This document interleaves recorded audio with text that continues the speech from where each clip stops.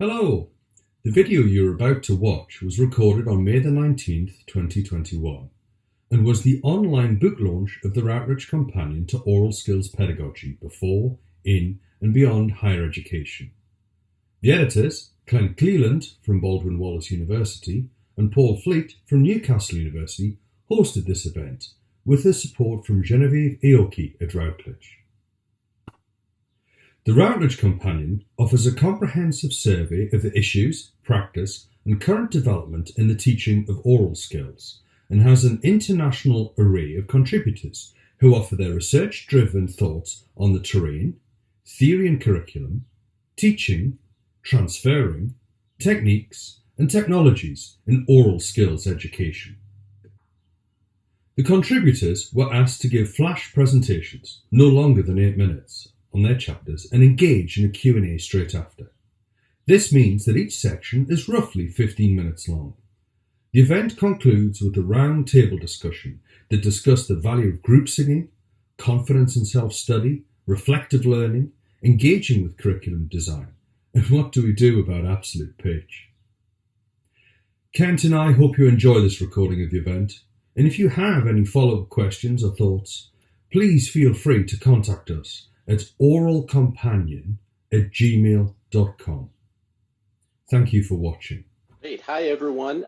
Good morning for those of you on my side of the Atlantic. Good afternoon for those of you on Paul's side of the Atlantic. And for what I understand, we even have a few good evenings that are appropriate here. As Paul said, today is about launching the Aural Companion to Aural Skills Pedagogy. And it's also about sharing ideas. The book contains 29 chapters written by people from all over the world. And these are basically, it's research-driven chapters about oral skills pedagogy. The book grew out of a symposium at the Royal Academy of Music back in 2017. Chris Atkinson, one of our contributors, organized that. And for those of you who attended that one, I see several names and faces that are familiar from that one. It was a wonderful day, and there was a lot of energy built up in that as to how we do our jobs, what sorts of things we do, and we're headed next. The question that Chris's symposium had asked was, what is to be done? And it was an important event in oral skills pedagogy, in the field of oral skills pedagogy, because in a lot of ways it re-energized interest in developing research-based pedagogical technologies. And I think more importantly, it brought us together as a community. It's wonderful now when I go to a conference, whenever I go anywhere, I see people that are contributors to the book who I've worked with, and I feel like we're all friends now. We know what we're going through, we know what sorts of issues we're going through, and we also have things to talk about professionally. This book in many ways updates the research in the field, and in a lot of ways it also issues a call to arms. It's sort of a where do we go from here type of book. You're going to hear from 11 contributors to the book representing 9 chapters. But the one thing I want you to keep in mind is there are 20 other chapters in the book, 20 other excellent chapters in the book. When Paul and I went through and we tried to decide who was going to be presenting today, I think our guiding principle was diversity. Diversity geographically, diversity in regards of topics, just to kind of show you the breadth of what is in this book. And so I strongly recommend that you spend a little bit of time after today and you get a copy of the book and you figure out which chapters are the ones that seem most relevant to you, and see if you can get a copy of that so that you can go through and see all of the interesting things that people have to say about what they do in their professional lives. There's a link to this page or at least we're going to put a link to the Taylor and Francis website, the Routledge website, which will take you to the website, the page for this book. And then we're also going to put up in the chat in just a couple of minutes a flyer that also contains a discount coupon for the book. So if you want to purchase it through the Taylor and Francis website, you can get 20% off by doing it there. So just a quick update on a few of the rules today. You'll notice there aren't any breaks since this is a virtual conference. Feel free to pop in and out as needed. As Paul mentioned, this is being recorded and it will be hosted on the Routledge YouTube channel. So if you miss anything, you can always go back and check it out. So feel free to pop in and out. If you need to go get your favorite time appropriate beverage for where you happen to be in the world, then go ahead and do that. Another cup of tea, another cup of coffee, whatever it is that you need. Just a reminder, please use good Zoom etiquette. That is, make sure you stay muted unless there's your turn to talk. If you have any questions, you can put them in the chat. Paul and I will be moderating that and making sure that we're kind of lining things up and making things as efficient and as understandable as they can be. You can wait for the question and answer session following each presentation. We'll kind of throw it open then. And if someone else is talking and you want to make sure you get in line, just put something in the chat and we will recognize you if there's time. And then of course, at the end of the day, we have the roundtable discussion on future directions of aural skills pedagogy. If there's something that you just had to ask about earlier and you didn't get a chance to, we can talk about it then. So with that, then, I'm going to invite you to enjoy the day's presentations, and I'm going to hand things off to Paul, who will start to talk about Chapter 1, the sort of the terrain of what's going on in aural skills pedagogy today. Paul? Thanks, Kent. So what I'm going to do is I'm going to post something in the chat that we can be having a little look at as we go. And this was the Amaze Manifesto. This is on page 481 of the book. And I always like to tell a story by telling you the ending. So I'm sorry for those of you who don't know what happened in the Titanic, but this is where we like to go. We like to go towards what's the journey of this. We in that conference, we agreed, as we would, as people vested in aural skills education, that it was an essential part of musicianship, and that it wasn't given enough space in the curriculum. But that's how we felt, and we felt that as a group of committed educators. So how did we know if that was actually true, and could we test that? Could we test that thought and see what was going on? So we did a survey. We looked at 5 colleges, when we included high schools and that, 5 conservatoires and 5 universities from across the regions in the globe. And that was, in fact, a web hunt. That's what it was. It was searching what was advertised. And the principle was, if they advertised it, they valued it. It was part of their admissions. That would be the link. And it produced data. It produced quite a lot of data, and it was quite interesting. So here are some key facts. These are on page 18 of that chapter, and it's the overview of the terrain by percentage.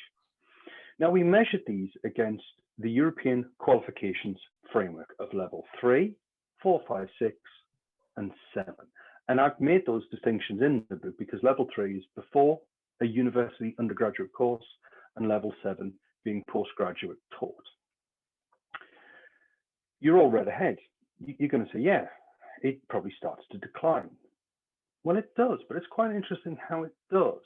At level 3, it's roughly taught in equal sections between being taught by itself, named as aural, taught within modules that are about musicianship or practice, or not taught at all. Roughly equal. By the time we get to level 4, there's a sudden shift. It becomes taught. It's present in level 4 curricula, to being taught alone, hitting 57% of those courses teach them alone. Then it's roughly equal to being taught within or not taught at all. When we hit level 5, it's kind of the same. It's kind of the same, but the gap between it being not taught and taught within moves in the favor of being taught within. So it starts to decline as having a singular presence and is incorporated in. When we hit level 6, which is the final year of the bachelor's, is a rough estimate here, it's a massive jump into not being taught at all. 69.2%, let's call it 70% of the curriculum doesn't have it featured. It's not a keyword. It's not in the curriculum. And oddly enough, it's really rare to find it at level 7. So if we have the position that it's something we value and it's something that needs to be integrated, then we now have the evidence that it's not just not present. It suddenly bursts into the curriculum and disappears. And that sends a very different message from it either not being valued or being valued. It's an inconsistent set.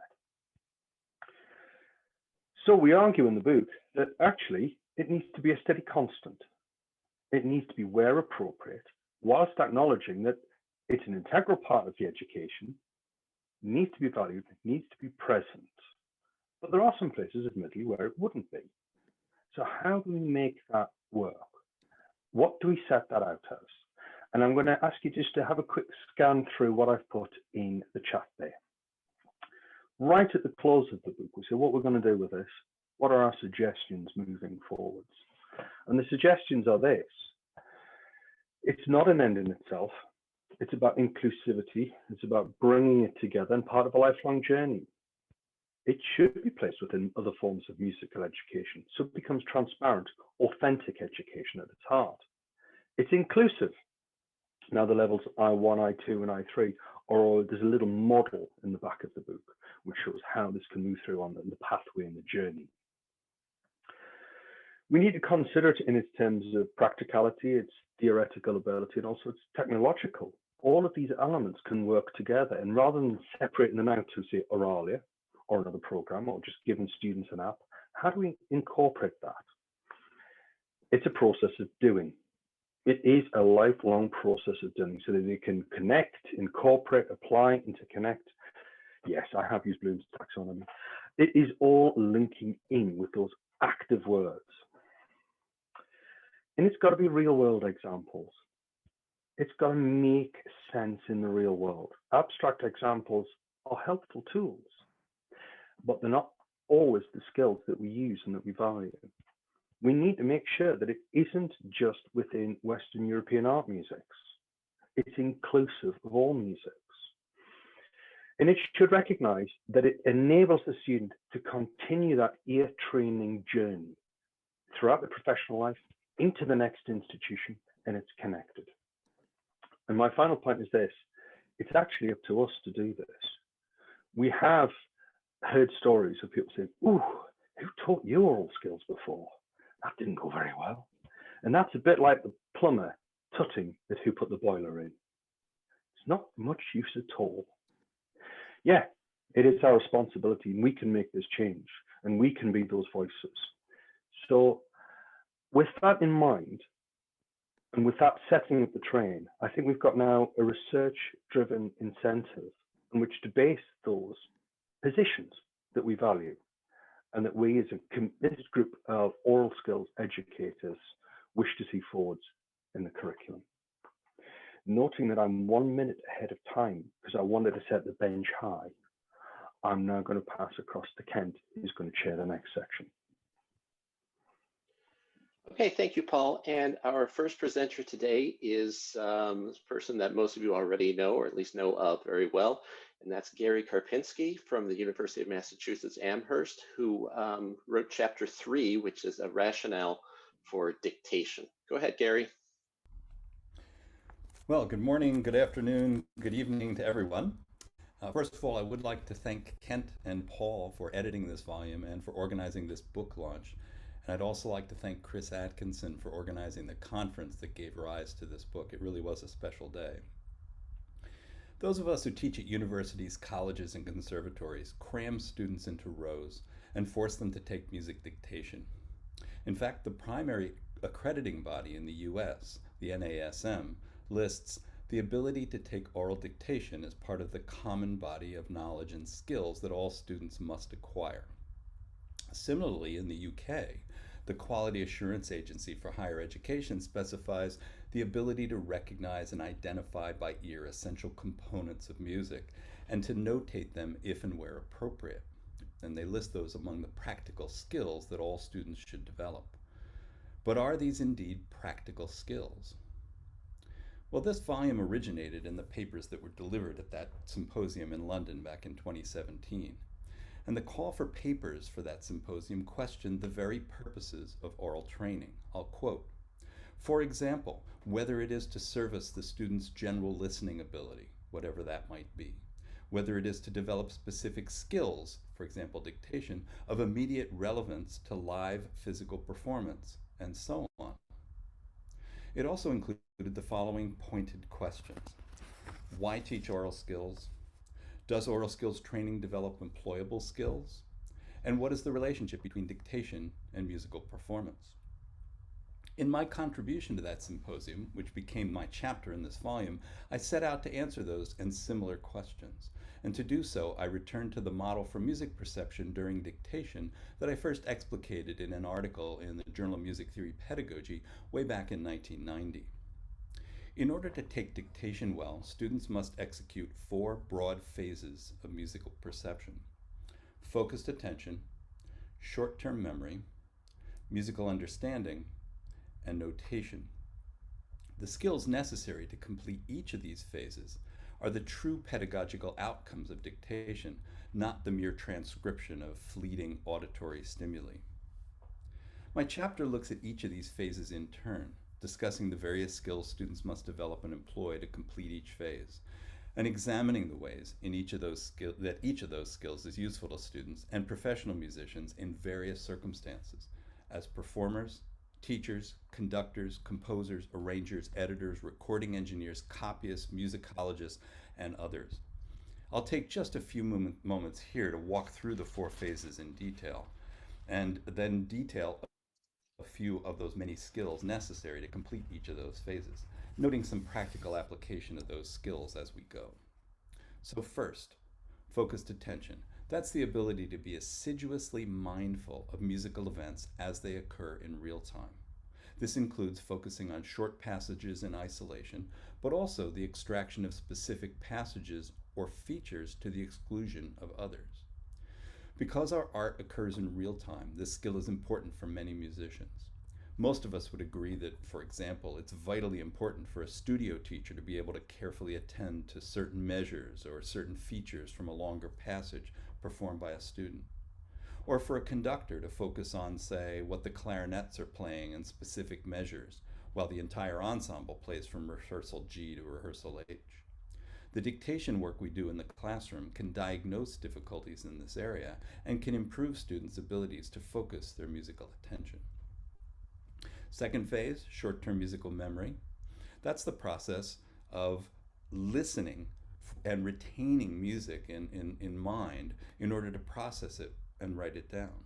It's a complicated phase, but simply put, the ability to keep specific musical materials in one's mind and process them in short-term and working memory is an indispensable skill for many musicians.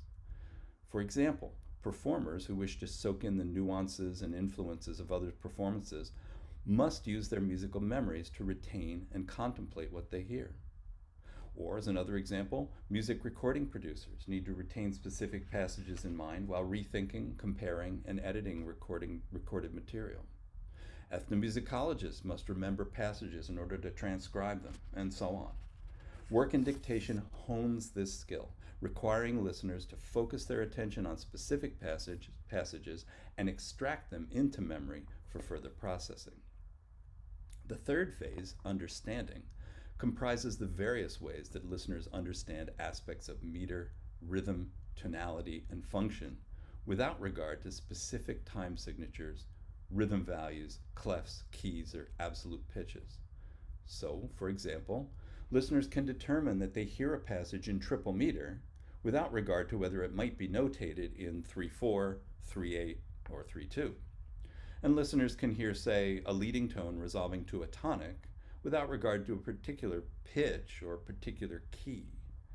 To illustrate just one example of how important musical understanding is apart from notation, permit me to recall a story that I related in a footnote in my book, Aural Skills Acquisition.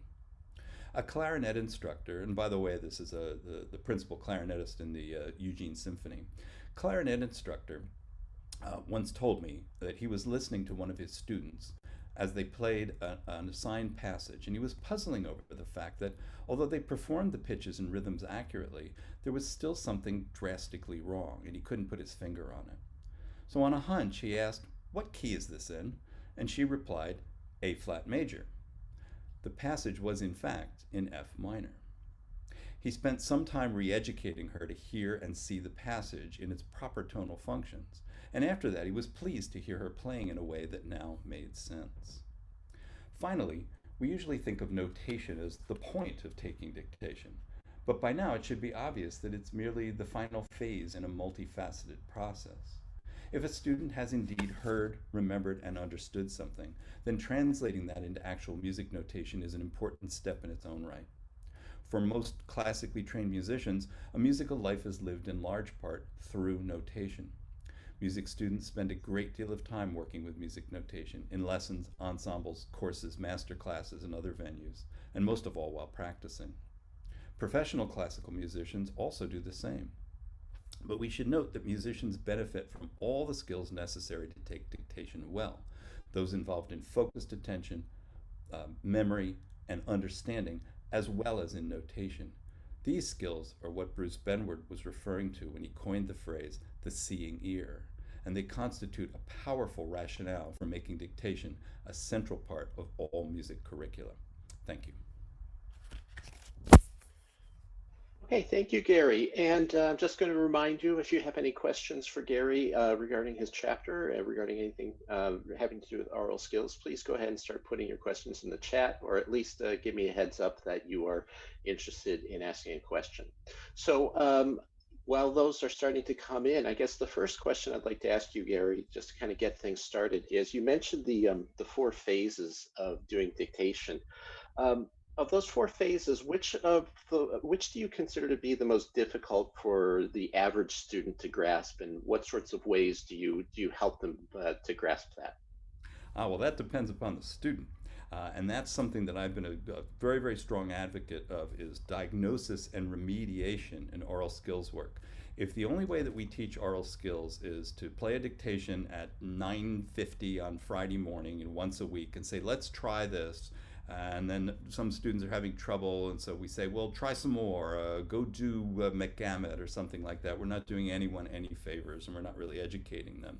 And in fact, students who are doing things incorrectly, if they practice more dictation, what they'll do is they'll reinforce whatever errors that they're making. So it depends upon the student, and I think going through the diagnostic procedures that I detailed both in that 1990 article and also in Aural Skills Acquisition is really important. The 4 case studies that I gave in that 1990 article I think are very illustrative of the kinds of difficulties that students have. So some might have trouble. I had one student, she was absolutely brilliant at hearing, remembering, and understanding, but she had no experience. She was a folk singer, and she had no experience with music notation, and that's what hung her up. And that can be very different from a student who has difficulty with what I call extractive memory, the ability to hear a phrase-length melody and remember, say, 7 to 10 pitches out of that context.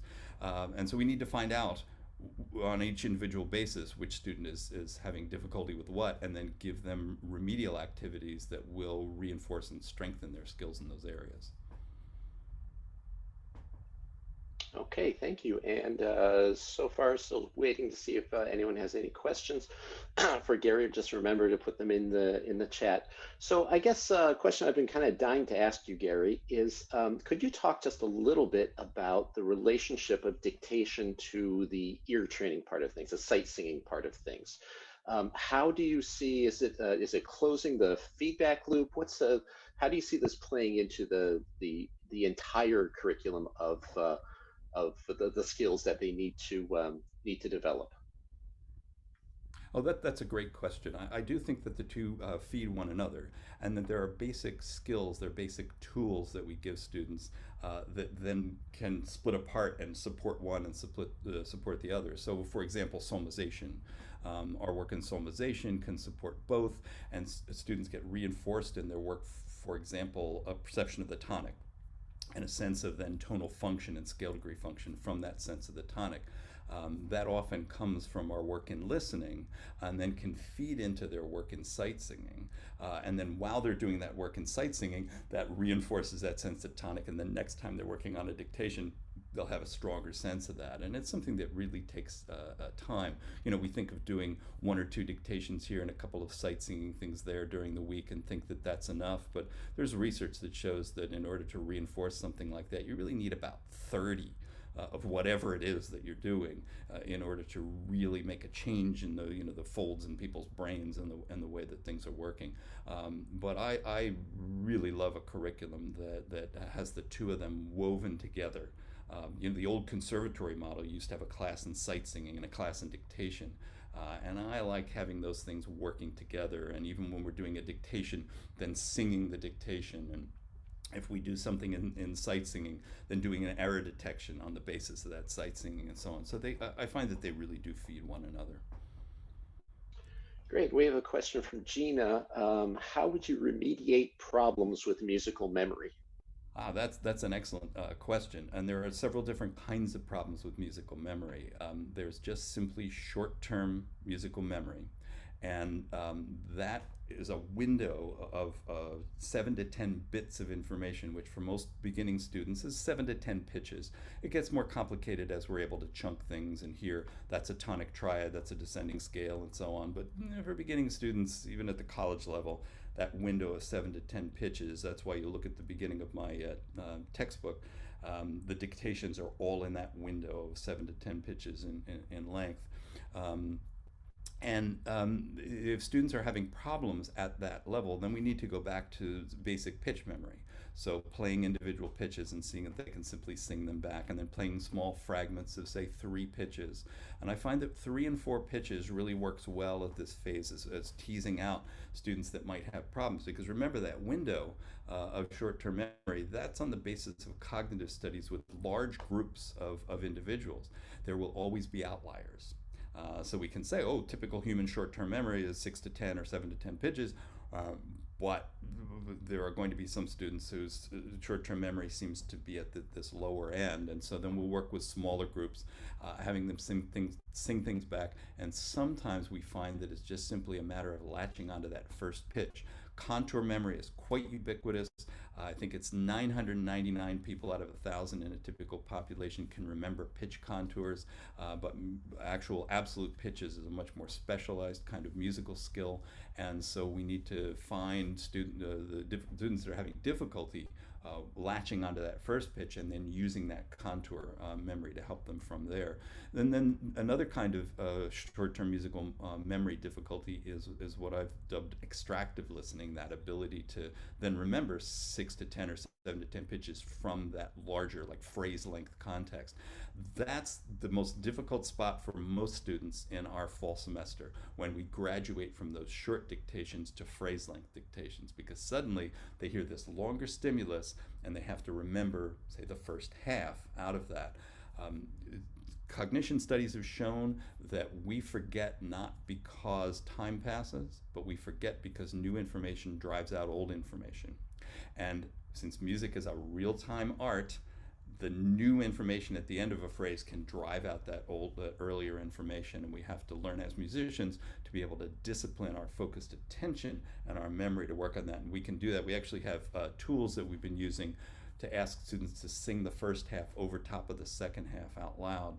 That works for many students, and then they have to learn to do it sotto voce, so that they're still allowing the second half to strike their eardrums, but nonetheless focusing physically and mentally on the first half. And then our third phase is they use their ability to auralize the first half while the second half is going on. So mentally they're going through the same process, but they're physically no longer making the sound. And it sometimes takes students a week or two of daily practice to get good at that. So those are just some examples of things that you can do to help with short-term memory. All right. Thank you, Gary. We have 2 other questions in the chat, but we don't have time for them right now. So please hang on to those. And maybe Gary can also just answer those in the chat if he has a few minutes while the next presentation is going on. I'm going to turn it over now to Paul. Thanks, Kent, and thank you, Gary. So our next contributor is Henri Herbst from the University of Cape Town in South Africa, who has the beautifully titled Chapter 13, which I just love this, The Tortoise and the Magic Tree. Strategies to develop comprehensive and holistic music analytical listening skills through the use of ghost texts. If that doesn't invite you to read a chapter, I don't know what will.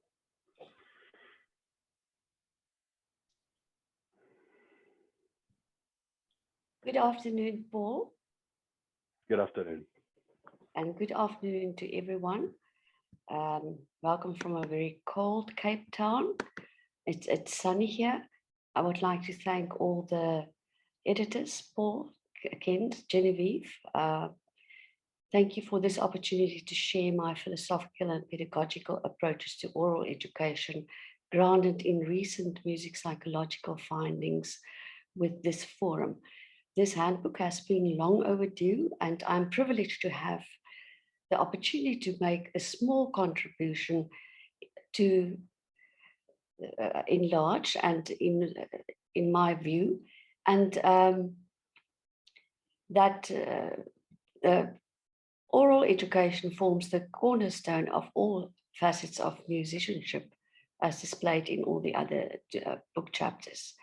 I'm not going to focus on the first section of my chapter, The Tortoise and the Magic Tree. I would like to keep you in suspense to go and read the chapter. It does take something from Africa, and it is a valuable lesson from Africa that we can learn. We can all learn in our daily lives, but specifically in oral education.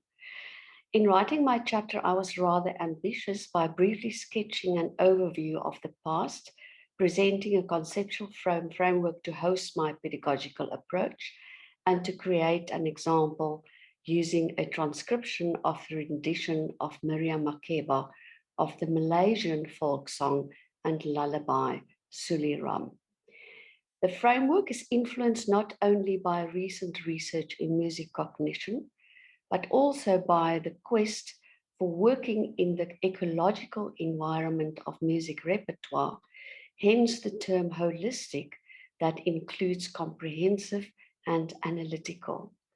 I was furthermore influenced by the work on predictive processing of the philosopher in logic, Andy Clark.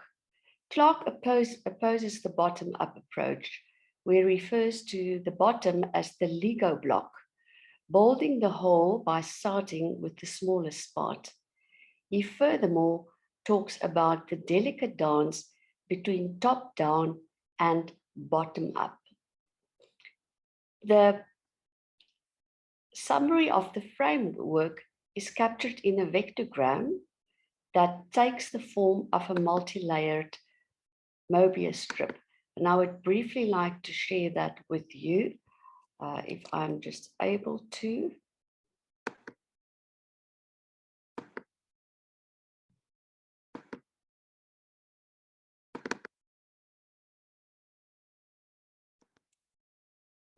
Now, in the Mobius strip, I don't know how many of you are familiar with the concept of a Mobius strip.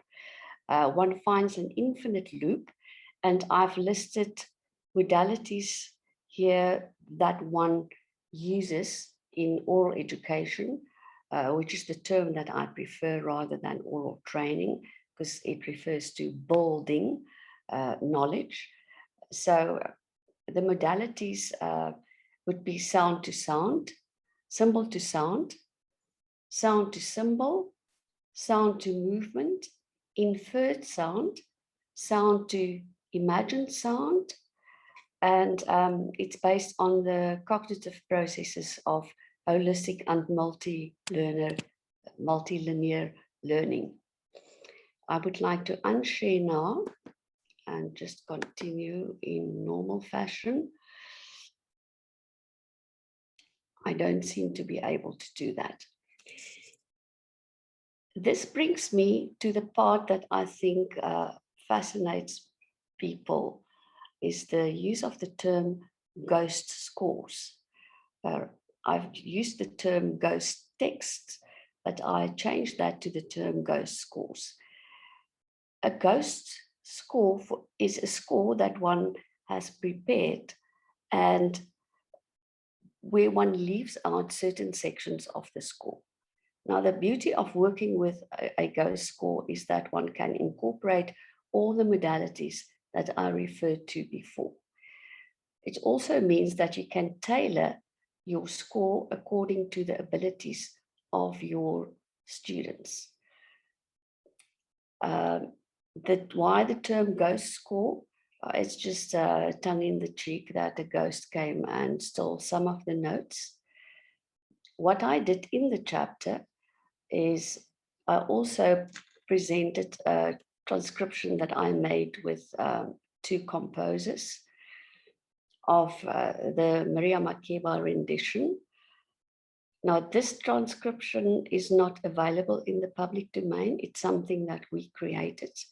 And we created not only the song, but also the entire instrumental, the entire piece. I don't want to say the instrumental accompaniment, because accompaniment implies that one part is more important than the other.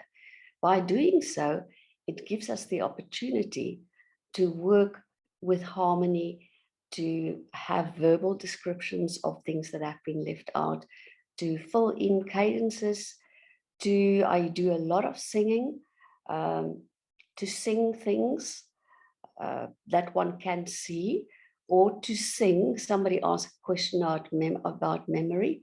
I believe singing what one has heard helps to support working memory and later long-term memory. And it gives a very nice infinite loop between what one sees and what one hears. One can also focus on instrumentation, intonation, inflections. And I have prepared in the chapter that I've written a ghost score, and I presented the full score. I think that is, in a nutshell, what I would like to share with you.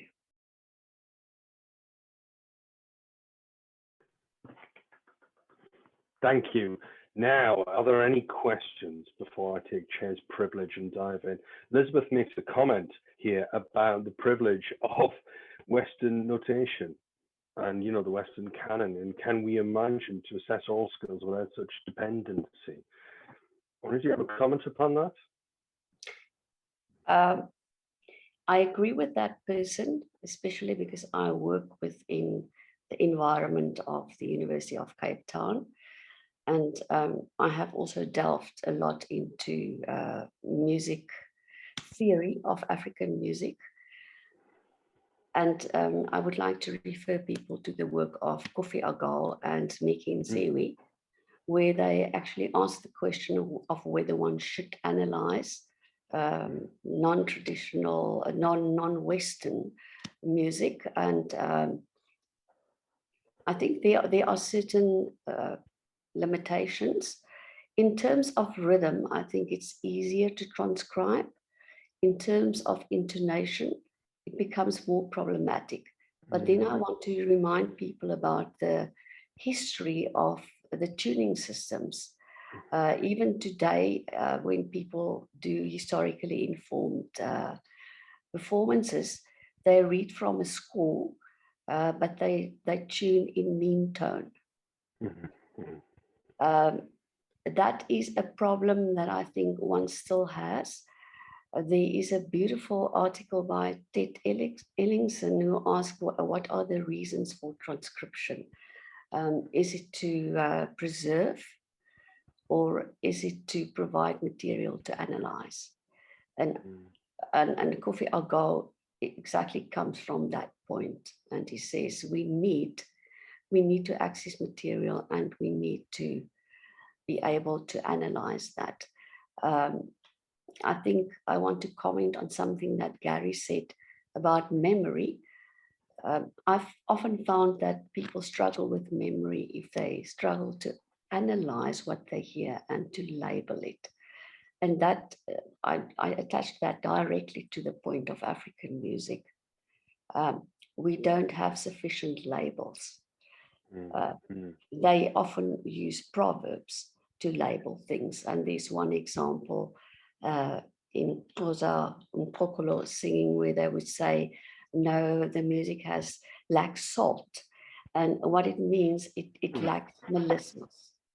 So yeah, it is a terrain that is unexplored. I can talk about different kinds of African notation, but I don't think this is the forum now. No, thank you for that. Are there any further questions? I mean, what you've both said there is, again, takes us back to that sort of manifesto that we mentioned at the beginning. By the way, did the manifesto text reach everybody in the chat earlier? And you'll see that the second one from the top talks about, you know, music's outside of this being super important. Are there any more questions or thoughts or comments Flannery. I mean, I find the Mobius Strip, the Infinity Loop, a very elegant way of understanding this. And it's because it moves, it feels like it's a journey.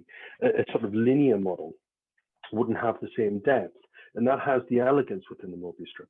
Do you feel there are elements that are person-specific within that, where they can spend more time exploring, and there's other times? We talked earlier about Jane was talking about this, and Janine was talking about this in the sense of absolute wide variety of skills, huge wide variety of skills, from the perfect pitch to the person that's still working out which way around a crotchet goes. And very clearly, when I started off, I was in the latter. That took me a lot of time to work things out. Just the Mobius Strip allows to have that space, that space to breathe and move through the journey. Thank you. You aptly summarized what in such an elegant way that I don't know what to add to it. I think editorial hat. I think the Mobius Strip is for me the best way to describe the journey and the infinite loop, and also in terms of Gestalt theory, that one is changing focus. And what I really like about the pedagogy that I've been used for over 20 years is one can enter the narrative at any point. So what you cannot do, you leave out, and then you focus on sections that you can do. And that may give you information to complete previous sections. That's it. It's not that linear process that we explain. And I think this takes us back to Gary's point about that short-term memory. Isn't just synced into those 7 notes and then we stop, which is a common issue any of our students find. They stop listening after the 7th or 8th note, and they keep into their own little circle of reaffirming rather than seeing the large picture. I know we have about a minute left. Is there anything anybody wants to put in? Janine said something about several diverse cultural specific labelings. Yes, I can get that. Well, I think that just remains for me to say thank you, Henri. Thank you for contributing to the chapter. I'm now going to pass back to Kent. Right, and from South Africa, we're now going to move up to Edinburgh, Scotland. And we have Bryden Stilley and Zach Moore, who are both teachers at Edinburgh Napier University. Their chapter is chapter 12, entitled A Good Pair of Ears, Conceiving of and Developing Aural Skills in Popular Music Education. That's great. Thank you very much, Kent and Paul, for inviting us to speak to our chapter today, and for inviting us to contribute to this marvellous edited collection. Good afternoon, everyone. I'm Bryden Stilley. I'm Zach Moore. Yeah, and we are both associate professors in music at Edinburgh Napier University in Edinburgh, as Kent said. We're also researchers in popular music education. Our chapter is focused on aural skills pedagogy within the sphere of popular music education. And this short presentation will provide an overview of our chapter and the key themes explored within. So, our chapter opens with a discussion of what popular music education is, and that much of the pedagogy associated with higher popular music education, as in the teaching of popular music within higher education, has been derived from traditional models. Research into the pedagogies associated with popular music education is in its infancy, and when compared to that of Western art of music, we as educators within the popular music education are still grappling with how to formalise what's recognisable as an informal learning practice when it's situated outside HE or school. Authenticity is also a big ticket item within the popular music education sphere, and it's often at the core of us as we're developing our new pedagogic approaches in learning designs. Yeah, we then move on and we start thinking about some of the challenges of adopting traditional aural skills training approaches with regard to popular music education. So I don't think it's unrealistic to say that many pop music education programs include modules that teach aural skills, but do so in a way that mimics Western art music content values and pedagogies. As such, much of what is taught is done so out of an adherence to normative practices in this area of musicianship. And in some ways, I think also because of the expediency of being able to test or to examine certain skills.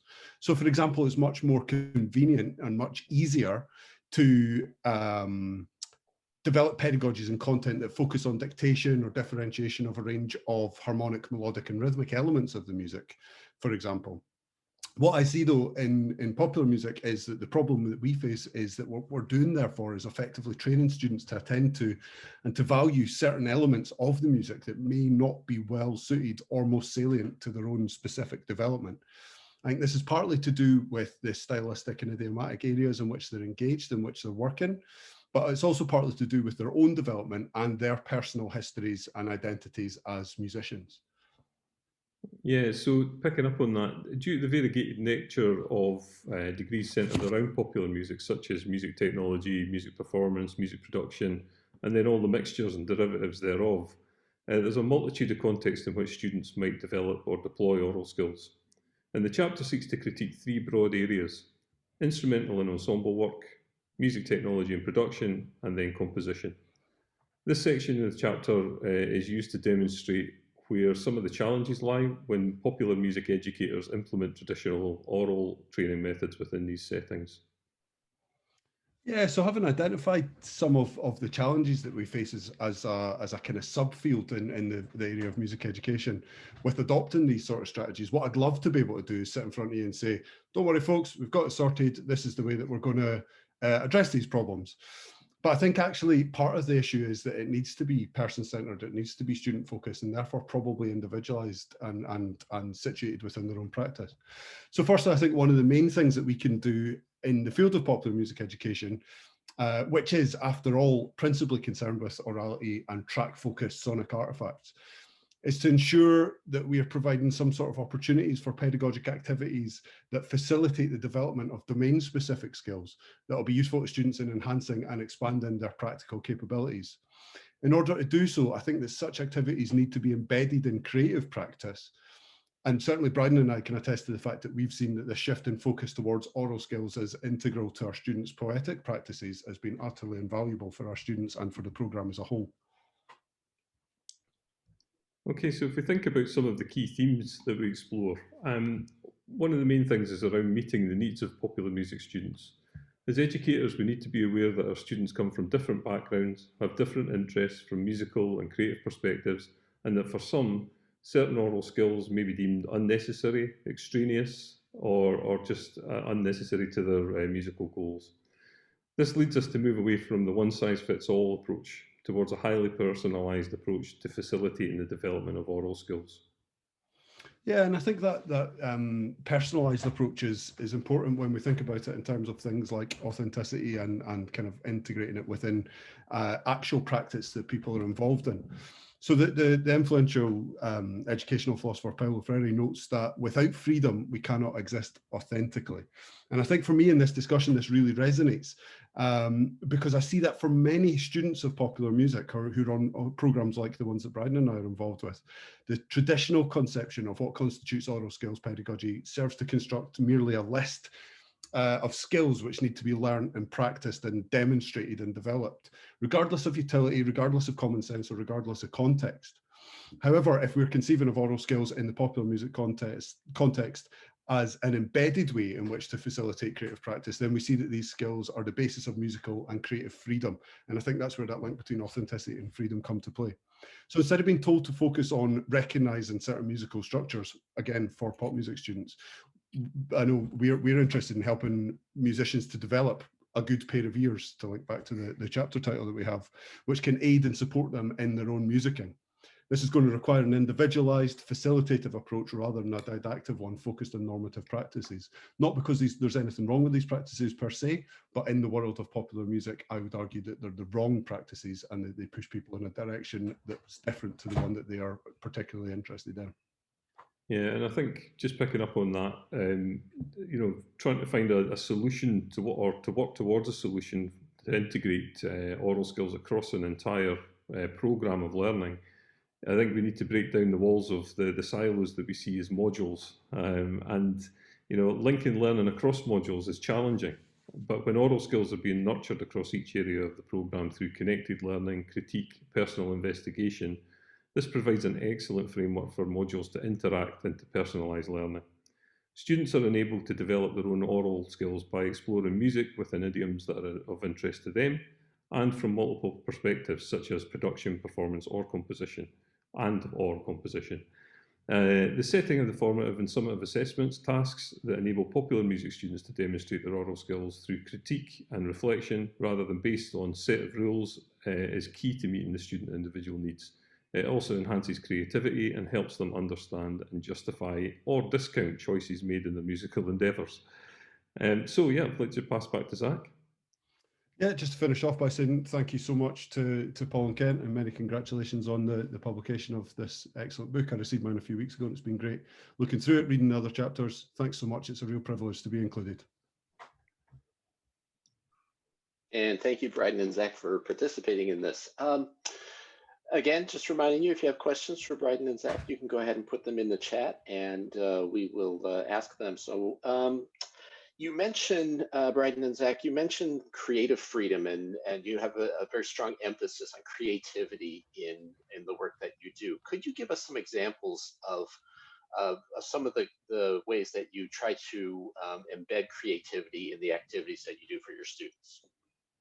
I think we should talk to the third year modules that we're currently running. I think the context of musical practice. Yeah, so we've set up modules where we basically give students words, and then they have to use their musical skills to react to those words. So if I can give you some of the examples, we have things like perspective or distortion. Some of the other ones. Zach, you can remind me. I can never remember the 9. It's like abstraction, narrative, yeah. Scene, yes. So basically what we're doing is we're asking students to take these words on and think about them within their own personal context of music making, whether that be performance or it could be within production or composition. But the modules are set up in such a way that they can actually explore these words from all 3 if they want. So they can link their learning across these different areas that they are interested in. And that really provides a great framework for the students to learn within and also to take risks, because we recognise that that's such a huge factor of being creative. Take the risks, find out how well they've gone, analyse your process, see how you get on with it the next time. So that's a great way, because we see the students really listening to the artifacts that they've created or thinking about the music they've produced in the studio, and then being very critical about it so that they'll learn from their critique of the techniques that they've employed. Yeah, and I think what's important about that, or at least the way that we've tried to set it up, is in contrast to some other music education paradigms, we're seeing these people very much as composers, producers, performers in an interconnected way. It's not that we have some people that major in one or either of these strands. So in doing that, what we're doing is we're exposing them to a broad range of exercises, a broad range of activities, and a broad range of opportunities for them to engage their oral skills, their creative skills, their theoretical skills all at the same time. So what by doing that, we're saying, okay, so you're going to create a piece of music. It's not necessarily going to be scored, but what's going to happen is you're going to work with other people to create a piece of music, which is obviously engaging their ears at the same time. So we'll talk to them about that. We'll talk to them about the skills that they need to develop. We'll talk to them about other ways that they could introduce other sounds, other modes, other expressions through a process of listening to the recordings that they make of the work. So by doing that in a journaling form, so by making them record things frequently and sitting down with them and listening to them, not only are we saying, okay, this is an important bit for you to listen to, but we're saying, where are your ears in this process? And building on that, how can we support you to move forwards to making the music that you want to make? How can we support you to realize what it is that you're trying to achieve? But how can we also support you to develop analytical skills that can help you take that process on in an individual and self-directed manner? Excellent. Just a reminder, if you have any questions, you can go ahead and put them in the chat. It strikes me that what you're advocating, what you're actually putting into practice, is a very intuitive form of musical training, or at least you're training your students to be very intuitive musicians.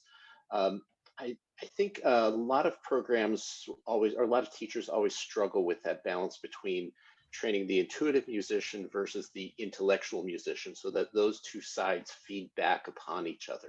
Can you talk a little bit about how you do that, how you get the intuition to feed the intellect and the intellect to feed the intuition? Yeah, absolutely. Brendan, do you want to take this? You can go first on this one, Zach. Yeah. Yeah, sure. Yeah, I mean that's a really great question, Kent. Thanks very much. I think my issue with this personally, and I don't want to speak for Brendan here, although he may agree, is that if we start from an intellectual perspective, certainly with young students when we're getting them in the door at 17, 18 years old, if we start with an intellectual perspective, it feels very much as if this is a set of ideas or a set of values or indeed a set of ideals that we then impose upon them. If we started with from an intuition perspective, then what we're doing is we're kind of exploring that together. We're going through the process and we're finding out what they attend to, what they are interested in. And the old cliche of, you know, the keys player in the class versus the drummer in the class. Now, I don't want to make any drummer jokes in this forum, but I'm sure you all know what I'm alluding to. We see it time and time again, and we've seen it for 10, 15 years of students, that drummers don't get or care about the harmony stuff. You know, they'll score poorly on that element of the test in the old days when we used to do it like that sort of test. So I think if we are able to meet with them and we're able to be agile enough as educators and meet with them and work with them on their journey to figure out where they want to develop their skills, and then for us to be able to point out things that they might be able to do to develop that or to broaden that skill set, we can use the intellectual devices that we've developed and values that we have to help nurture their intuitive areas in a way that does so without oppressing them into just trying to be like us. Yeah, I think I'd like to pick up on that. I mean, I do have that exact same view as Zach, and I know why I didn't make the drummer joke, because I'm a drummer, you see. So just picking up on that, though, we're very conscious that there is still a need for ramping of how complex the sort of tasks that we set for students are. You know, so when we bring our students in the sort of performance settings in our first year, a lot of it's oral critique of other performances or bringing music in that they want to talk through. But I think the most important thing is that it's dialogic and it's not dictated, you know, so we make sure that the conversations happen. And I think that that's such an important part in terms of understanding the skill sets that they want to develop, but also understanding the skill sets that they may need, you know. And if you don't engage in that conversation, you can never have an overview of what, as a lecturer, you can facilitate or support in terms of their learning experience. So yeah, definitely think that the important thing is about making sure that we don't impose our values, but we can recognise where we can support and nurture. Great, thank you guys. Thank you, Brian. Thank you, Zach. And now I'm going to turn it back to Paul. Thank you. And just to echo what they just said, I find it very interesting to teach the non-drummers air drumming for rhythmic dictation, because it's a beautiful level in the room. For all the time that the drummers have been going, what's this with the dots? What's this with the dots? And all the clarinets going, I've got this. Yeah, we're all now going to learn drumming. Just watch that. It's beautiful, man. Beautiful, man. Right. Janine, are you ready? So we move to our next. This is chapter 27. And again, another beautiful, I'm a sucker for a good title. Your teacher cares if you listen. Teaching students to hear 12-tone compositions without the score. Now, this is Janine Brown's area at the Peabody Conservatory of the Johns Hopkins University, USA. Janine, this is yours. Okay, one step at a time. I'm first going to unmute and then share screen.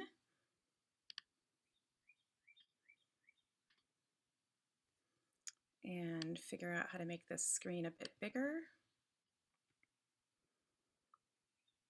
Okay. All right, I think I'm ready. I'd like to first thank the editors so much for this opportunity, and I'm just so honored to be speaking with all of you today. So I'm inspired by many of the authors in this companion who have discussed the potential of using cognitive research to inform aural skills pedagogy. And so I start my own lessons on teaching aural skills students about 12-tone music with a short version of an experiment that I published. So my students were told that they were going to listen to a piece of music written by a famous composer, and that they'd be asked some questions about what they heard afterwards. And I didn't tell them this, but they were actually hearing Webern's Opus 24, third movement, one of his 12-tone compositions. They heard the movement 4 times, and then students answered 8 short questions. And in each question, they heard 2 3-note melodies, and they were asked to choose which melody occurred more often in the composition that you just heard. And in the fall of 2019 semester, students scored an average of 80%, and these data were ethically obtained for me to share with you. But before explaining exactly what was compared in that mini experiment, I then share with students more about the composition itself, that they heard a 12-tone composition by Webern, and that traditional analyses of the work by Catherine Bailey and others have focused on row labeling. And then we discussed that this piece, though, employs a totally different pitch organization than that in tonal music. That is, we know that Huron and Krumhansel have described the pitch distribution of tonal music and how it shapes our expectations. But the distribution of pitches in Webern's Opus 24 third movement contrasts greatly to what we find in tonal music because it's a flat distribution in 12-tone works, and I actually counted up each note to make this chart for you. So then we discussed that while the pitches don't have any differentiation in terms of frequencies, the intervals do. Indeed, Milton Babbitt once responded to a text on 12-tone music by saying, quote, "After all you need to hear are intervals," end quote.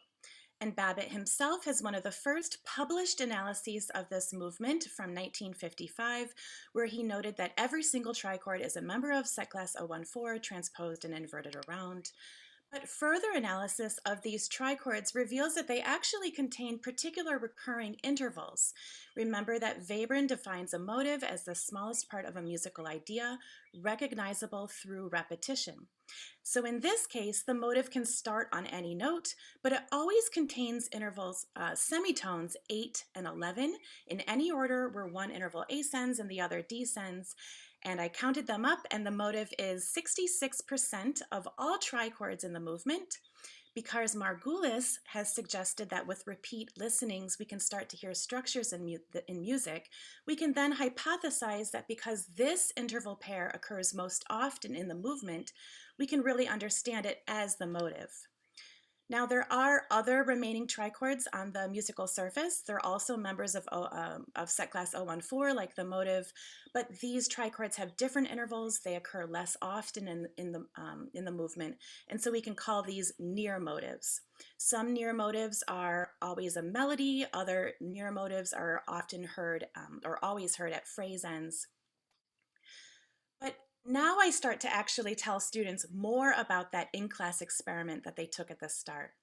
I first explained the types of questions that they heard. So remember that in each question, students heard 2 trichords and they were asked to choose which one was more frequent in that composition.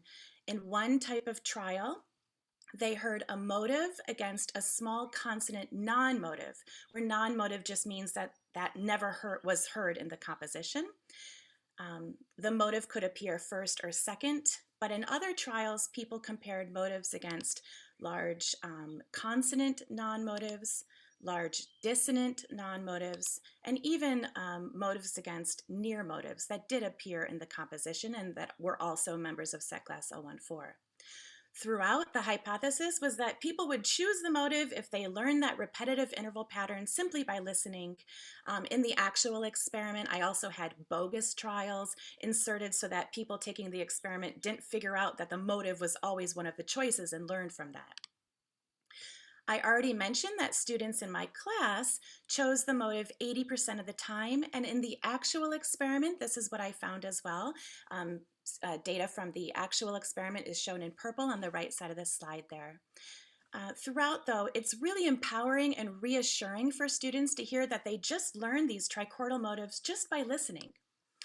So experimental results suggest that without any training in 12-tone theory, without any information about what to listen for, musicians learned the common interval patterns in an unfamiliar piece. They did so without any instructions. Just imagine what they could hear if we told them to attune to intervals. And this is what the basis of my chapter is all about. And I believe that we can apply these findings pedagogically as a listening strategy. But this approach, of course, isn't new. I'm really echoing the rich body of literature on attuning to intervals to hear post-tonal music, such as that by Kent Cleland in this volume and others. And further, my ideas align with many previous analyses of post-tonal musical surfaces that can help to reveal background characteristics of a composition.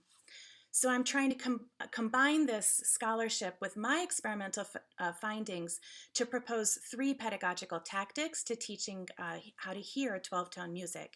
First, asking students to listen and respond to musical recordings before ever looking at the score.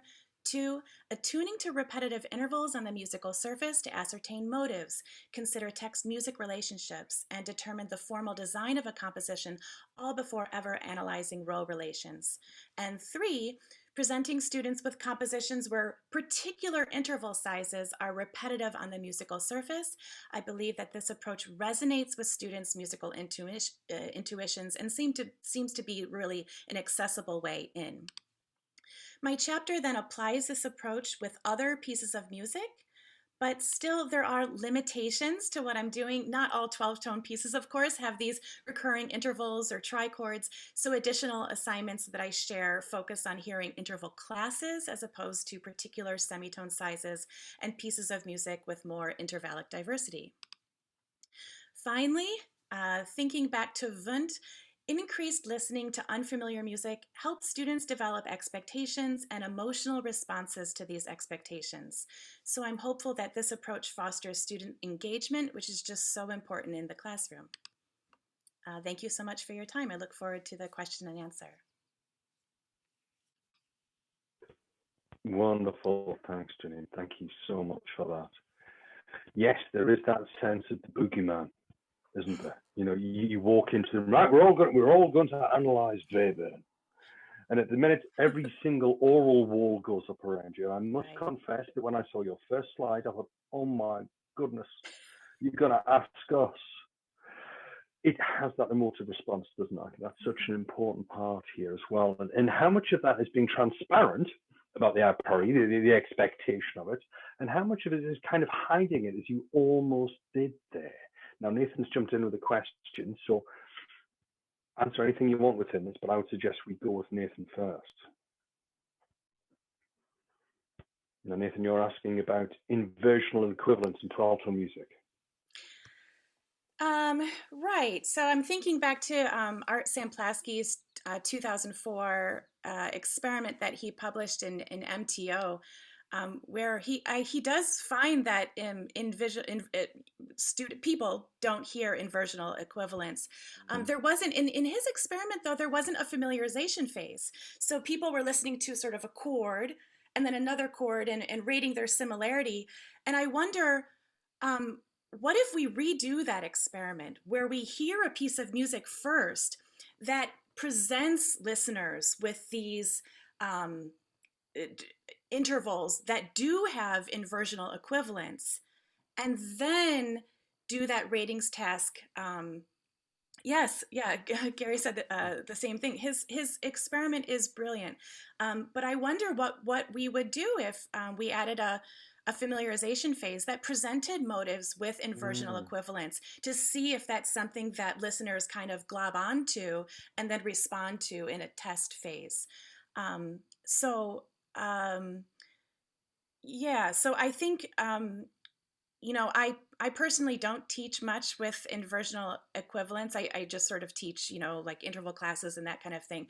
But I think moreover, the bigger thing is let's use familiarization phases. Let's have students listen to lots of different kinds of music and see kind of what comes out of that. And that's kind of sort of my approach. No, that makes sense. And Gary, your question there is, yes, do we need to do follow-up studies? Yes. Can I ask a question? Yes, please, Jeannie, please. Thank you. Okay, so I'm Jeannie from Johannesburg, South Africa, and I'm very much enjoying this wonderful for me, it's the afternoon of wonderful intellectual stimulation. Janine, I just want to ask you, you know, one reads a lot about the values of dissonance. So what is your view on whether the minor second, the major seventh, the minor ninth, are there differences in teaching the different values of dissonances because of the distances? Or, it's quite a relative thing. And it always bothers me that some authorities and some authors make a difference between those dissonant intervals as being more dissonant or less dissonant. Yeah, I'm thinking to, in Webern's piece, the major seventh and the minor ninth are everywhere in the piece. We talk about how he uses sort of a skewed octave, and I wonder, I wonder sometimes why, he was always doing that. It's very rare that you actually hear only the semitone. The semitone only occurs twice in that movement, twice out of all of these sort of open kind of more, plus or minus one octaves. And I wonder if that if he's doing that because it sticks out to us in our ears and makes kind of like a new motive for 1934 when this piece was being written, and so I sort of, I guess that's maybe one response, but I'm also thinking to Richmond Brown's article from In Theory Only, I believe it's 1981, where he talks about the salience of the rare interval, where the rare interval is the semitone, the tritone, and these are so dissonant, right? But actually, tonal listeners are globbing onto them and listening to those because it's helping us find tonic, right? The tritone and the semitone are illuminating where tonic is. And I think what Webern's doing here is actually saying, okay, now let's make that a thing. And now our ears are sort of connecting to that, maybe because we do have these, tonal ears. Yes. So, my teaching has largely been teaching composers and teaching composition as a composer. And I have to say, it has troubled me making that sort of distinction, because this inversion equivalence for me ceases to be an issue at all. And in terms of oral listening and ability, I think in a certain sense they collapse into one dissonance. I have taught from the Persichetti in terms of 20th century harmony. And it's always bothered me a little bit, those kind of distinctions. So I thought I would just ask you, in terms of your 12-tone teaching, oral teaching, whether you make that kind of distinction. But thank you for your answer. Thank you. Janine, I'm going to move into the chat now, which is, I'm hoping this will be a fairly quick answer to Jane, which is, do your students now love Webern? Yeah, I mean, yes, it's, they, especially in that That was movement, a quick answer. Yeah, there's a yes, quick yes, little yes, they do. rhythm Good. that keeps happening, and the students just love it and kind of move to it, and yeah. And William, you're right, dissonance is absolutely relative, understanding that. I think when we're looking at those particular angles that you're talking about there, Toby's come up with about, the math of 12-tone analysis, yes. I mean, I teach pitch class and set theory, and I'll start by saying, right, put your calculators away, which is the joke to say, now, hang on, we are dealing with music. But he's talking here about this idea of the oral perspective helping with listening. Does that help? Yeah, I agree. I love to teach 12-tone music first, just listening, and that other stuff comes later. Yeah, I think there's an approach to that which mirrors most forms of listening. We teach what we love to listen to, and work from that perspective. Then you've got the buy-in. Kent, I'm noticing how well we're chairing. I just want to say well done to you. We're doing really well, and the contributors, they're not that bad either, are they? They're good at keeping the time. So with that in mind, Kent, it's over to you. All right, let's turn it over then to Gina Root, who teaches at Youngstown State University. She wrote chapter 24. It's an excellent chapter about teaching improvisation, the starting points.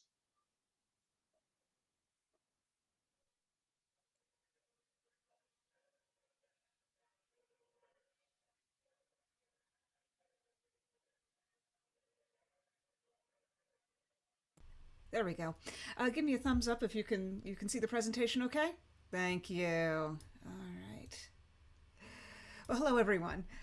There's an old joke about certain types of musicians, and to avoid any harmful stereotypes, I'm going to give you today an instrument agnostic version of this.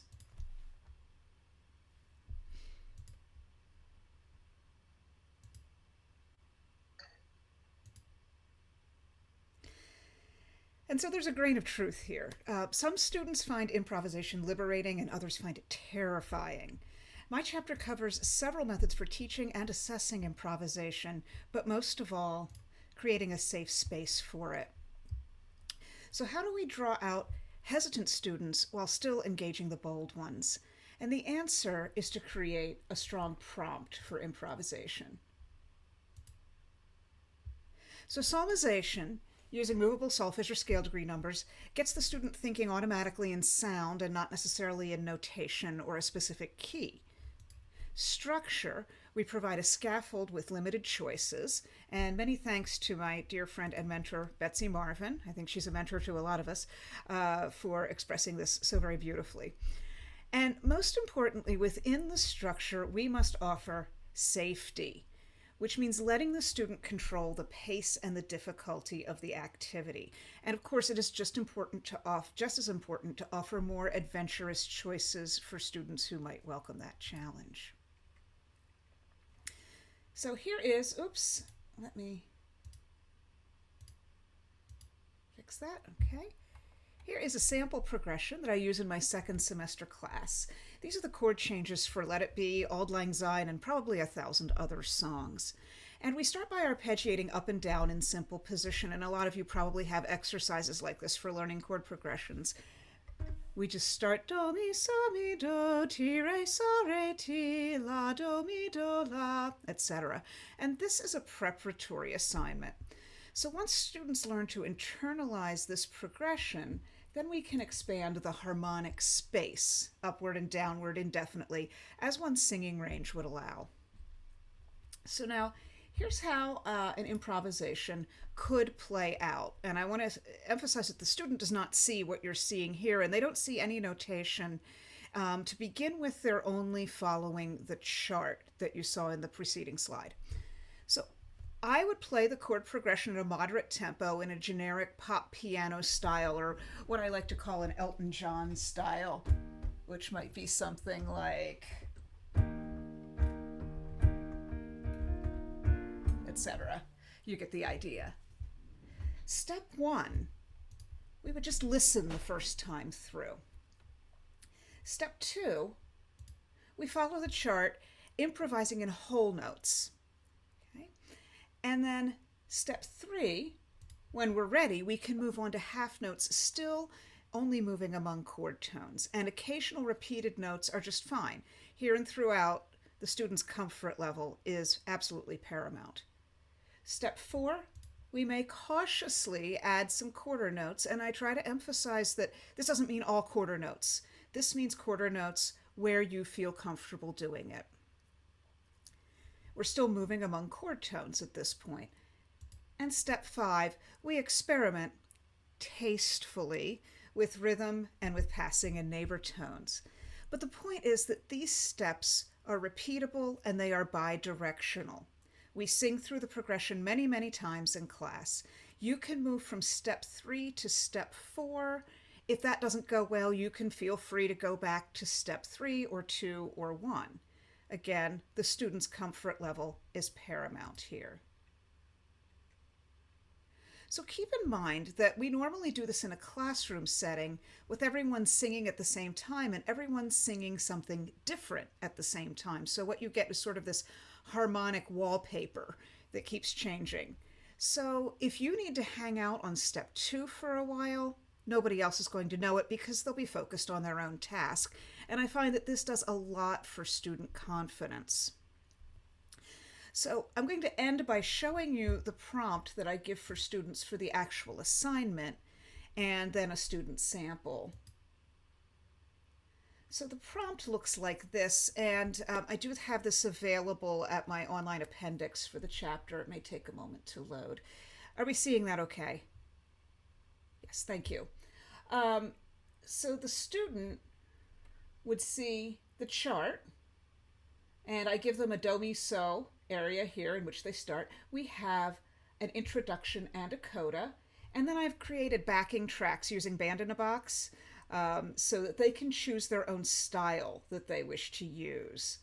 And that's kind of fun. They enjoy that. So this is for a video assignment. They make a video of themselves improvising over the progression following this prompt. So here is a student sample that I have obtained with the student's permission, and this is in the reggae style.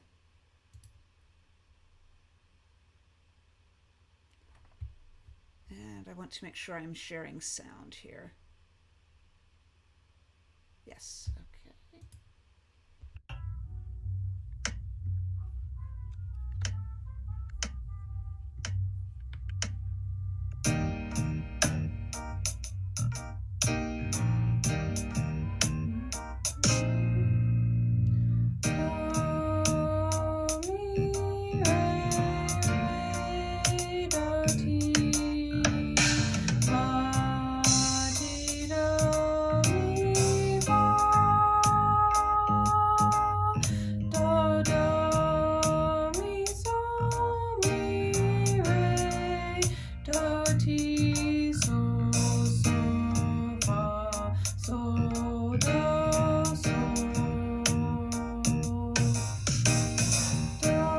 And then we go through once more. Additionally, the chapter provides guidance for teaching more basic improvisation skills, such as spoken rhythmic patterns, basic melodies as they exist apart from a harmonic framework, how to improvise over existing songs. And keeping with the reggae theme, I have to say that Bob Marley's Three Little Birds is a favorite in my class. It only uses 1, 4, and 5 chords, and the harmonic rhythm is very slow, so they enjoy that a lot. I also provide ideas for assessment of improvisation. With careful guidance, encouragement, paced instruction, and no small measure of patience, we can equip students to become not only successful improvisers, but more intelligent and intuitive musical thinkers. Thank you. All right, thank you, Gina. Again, if you have any questions for Gina, please feel free to put them in the chat. I guess the first place I'd like to start, Gina, is you mentioned that there are leap points that the student feels comfortable with step 2, and then they have to go to step 3, and where the student's having problems with that leap. What are some of the techniques do you do to help them get over that problem? So for example, they're having a problem with going from step 2, the whole notes, to step 3, adding in strategic quarter notes. How do you diagnose that, and how do you get them beyond that? Well, I think one of the things that's key here is having that visual prompt, the chart.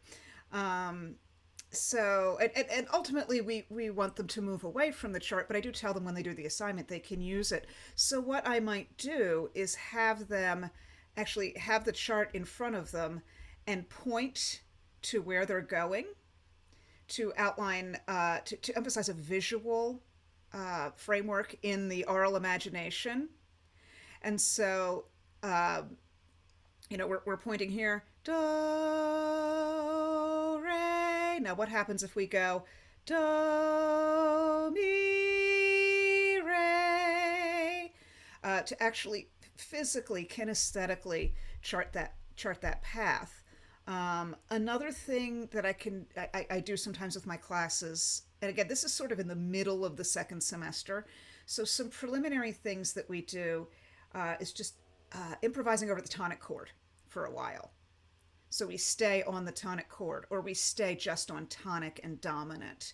So this exercise itself, we have worked up to it using simpler exercises with a longer harmonic rhythm.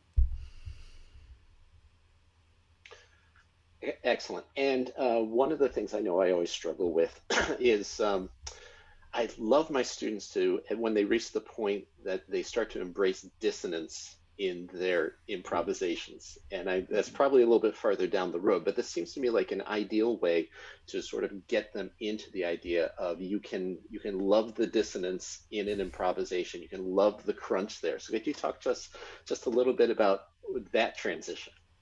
Sure. I think I'm not sure if this is answering the question you actually asked, but when I see that kind of thing happen, and I think this is true with students who are learning to improvise in performance, like a jazz student, it happens where you make a mistake, a note that you didn't mean to play or sing, and then you feel like you need to resolve it, or maybe you don't, right? You know, you hit a note that you might not have intended to, and then where do you take it? So it's not necessarily it's not necessarily the dissonance itself. It's becoming comfortable with the function of that dissonance. If I'm on a one chord and I hit a fee, am I going to take that to sol, or am I going to take it down a whole step to mi and have this Lydian kind of feeling? And not necessarily that they're thinking that way, but you know, where is that going to take you if you hit a note that's going to become dissonance? Now, as far as intentional dissonance, we do start, again, this is the second semester, we start by talking about how to create passing tones and neighbor tones, which are kind of the most comfortable places to start, I think. And again, that goes back to we spend some time, and this is, I talked about this earlier in my chapter, just improvising over a one chord, right? So do mi becomes do re mi, and then maybe eventually we're comfortable with accenting that dissonance, re mi la sol. Excellent.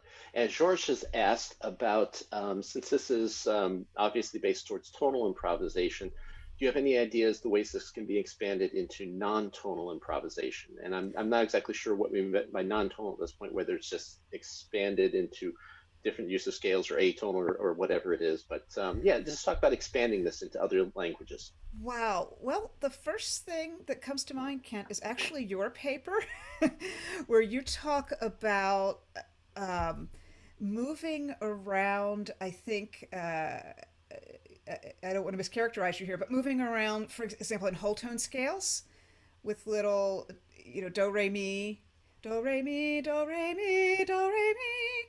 Those, getting the idea of moving in whole steps, right, to break the student out of a tonal context, or then also improvising over the various octatonic scales where the minor third becomes the scaffold then, instead of the tonal, the diatonic scale where we have the division of the perfect fifth and the perfect fourth. So I think bringing in other scaffolds would be the start of that. As for a complete chromatic 12 tone improvisation, I'm not sure. That is something I don't cover, but I think there's probably some potential for research there. Yeah, that's a challenge, but it's fun to kind of point that direction. All right, I'm going to hand it over back to Paul. Thank you very much. Okay, now I'm really looking forward to this bit because I love the idea of what's next. What's in Routledge's head? What are they thinking of? What could be the next thing they're looking for? And you can almost hear the ears prick up of every educator in the room going, yeah, I want to know a bit of that. So Kent and I couldn't have been more lucky. We work with somebody absolutely superb, Genevieve, absolutely brilliant, really supportive, very kind, very patient, particularly with me, because I often ask the most ridiculous of questions. But in this session, Genevieve is going to give us a sort of idea about what's on the landscape, what's in the future, and just some ideas that I'm sure we can all take away and think about. Genevieve, this is all yours. Great, thank you, Paul. I'm excited to be here and to talk a little bit about the Routledge Companions program, what that is, sort of what it involves, and what might be coming in the pipeline, as well as sort of how, if people are interested in developing future ideas, we might do that. Let me see if I can just share my screen here and show my little slideshow quickly.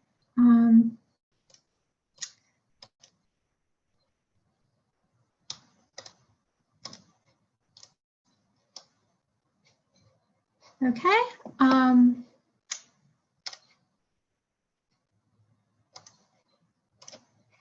There we go, I think. And so the Routledge Companions and handbooks, which are quite similar to the Companions, are a program that we've developed over the last 10 to 15 years, really. They began with the philosophy list and have expanded into other subject areas. So we now have them very actively on the music list, which I look after, and this book, of course, is part of that.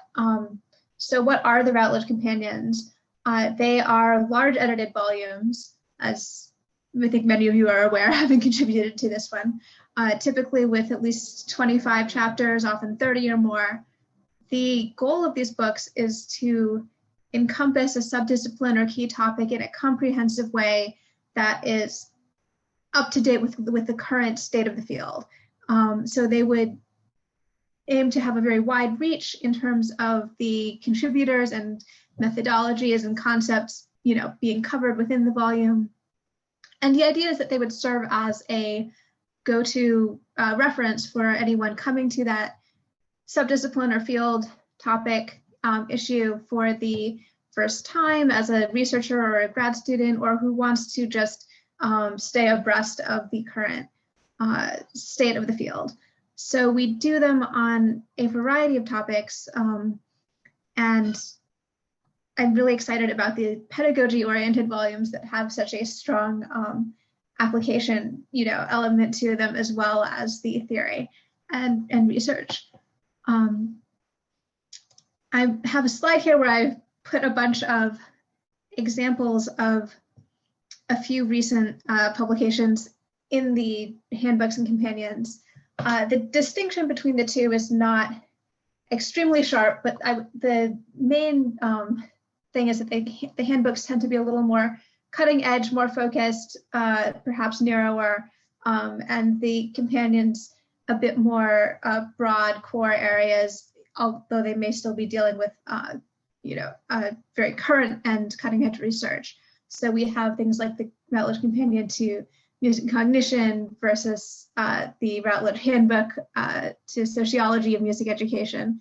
They're sort of just different levels, but both very similar approaches. And we have quite a range of topics in music that have published recently and also are forthcoming. So I think the Routledge Companion to Music Theory Pedagogy is one that many people in this conversation might be interested in. It's quite closely related to the Aural Skills Pedagogy, of course, but complementary to it. We also have a recent volume on popular music analysis. So that's another theory-focused volume that I think engages with many of the issues that would be of interest here. But we are publishing very actively across other topics: music history, music education, music and society. So lots of different things forthcoming. I'm quite excited about some new volumes that are coming soon on creativity, music education, composition, teaching composition. Those are not yet out and are in the works, but they're examples of what's being planned. So again, you might be familiar with this from this volume, but I wanted to speak a little bit about how publication of these books works. They are published initially in a hardback and an ebook format, with the hardback being more expensive and more oriented towards libraries, the ebook being more for individual purchases. At the same time, they're on our Routledge Handbooks Online platform, which allows anybody with institutional access to that platform to search and browse all of our handbooks at once. So it's a great addition to the accessibility of the works and allows really broad reach for the chapters in the handbooks. And through that platform, you can access them both online and as PDF downloads. You can access them by the chapter individually as well as through the book as a whole.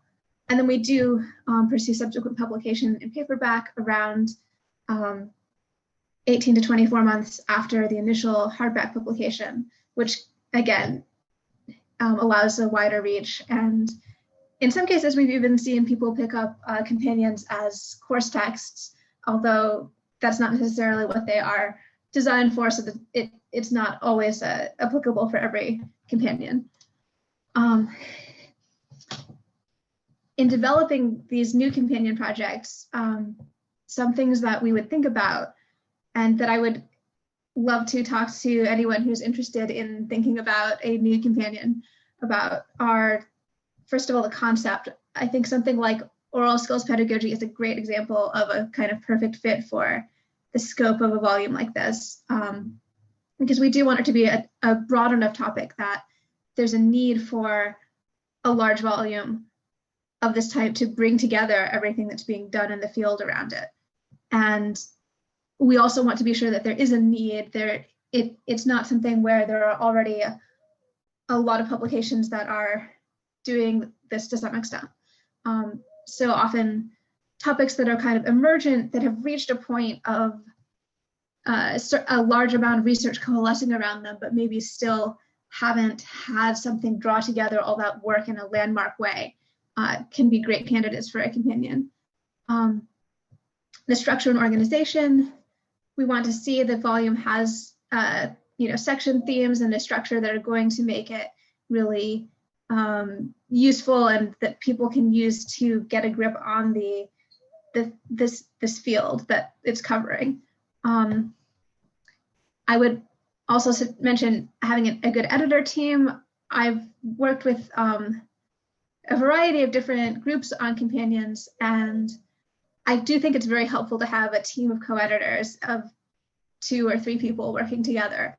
I've done some great companions with one editor, but it is quite a challenge to take on such a large project solo, and having co-editors also can really help bring to the project people from different networks. This book is a great example of that. Paul and Kent, coming from different countries, being able to put together such a fantastically international volume is, I think, a perfect example of how co-editors can really work together.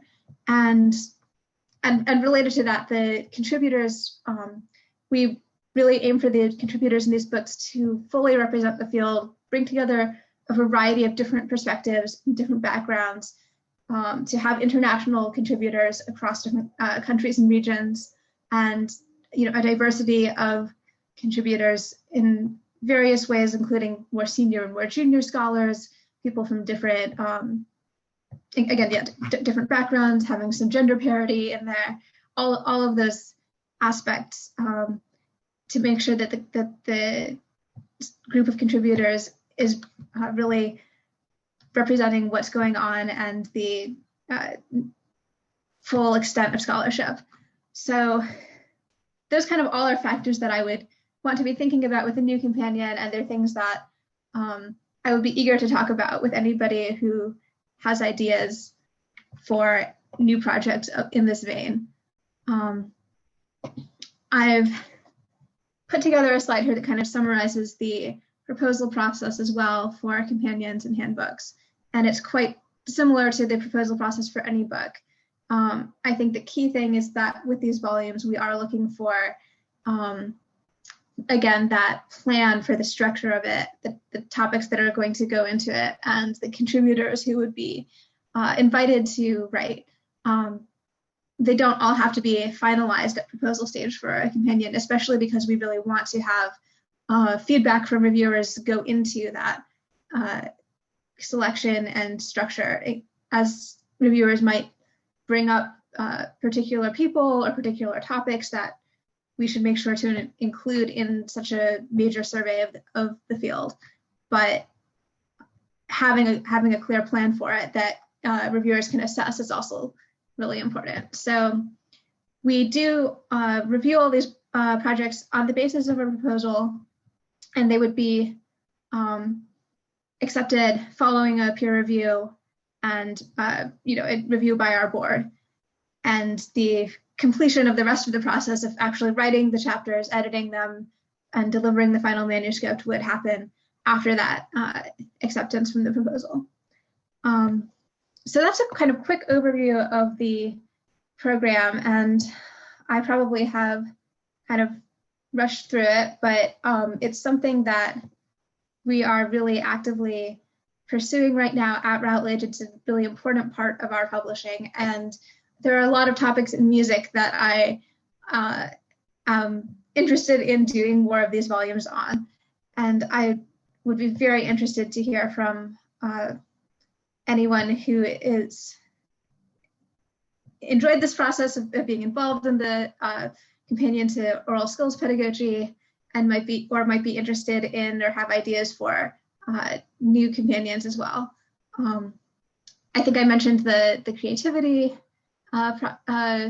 music creativity project that I have upcoming. There are really, I'm trying to think of other ones I can highlight because that was mentioned, but it's such a wide range. There's everything. I have also one on ancient music that's forthcoming.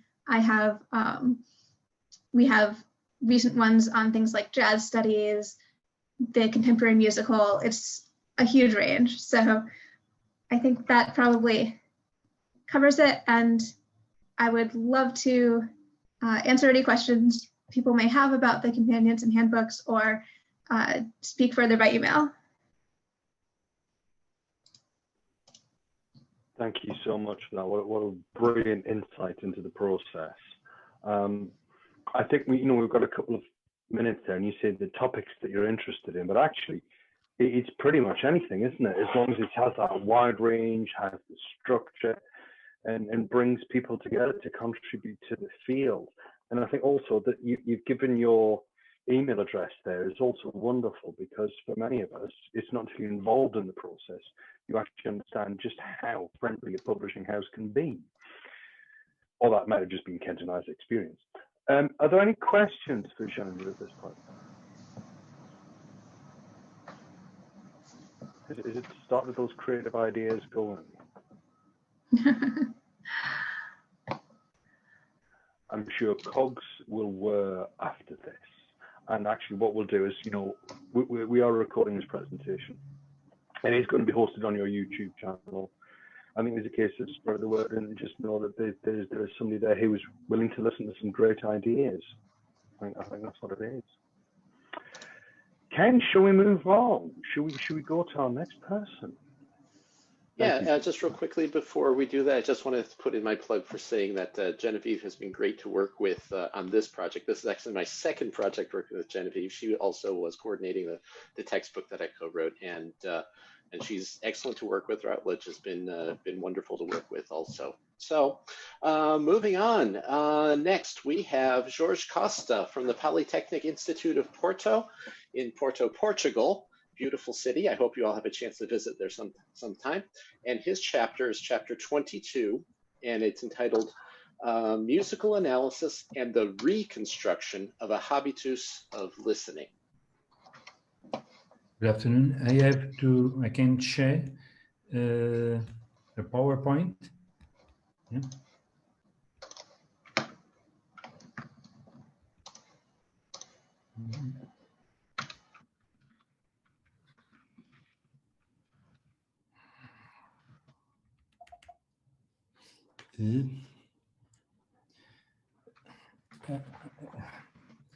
Good afternoon to everyone.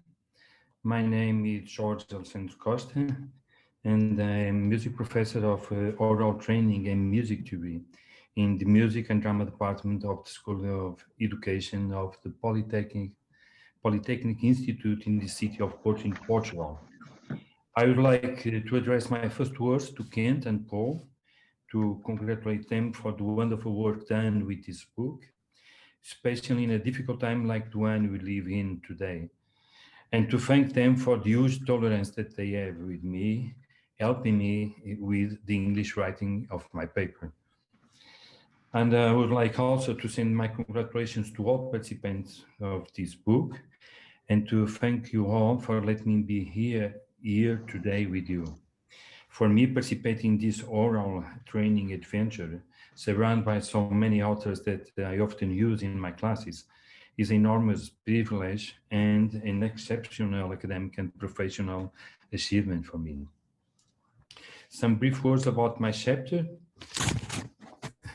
The main purpose of my work is to reflect about the role and way in which the musical analysis, built in a balanced way from the acoustic image and from the graphic image of the multiple repertoire as a pedagogical tool, may enhance the development of habits of listening necessary for the musical understanding.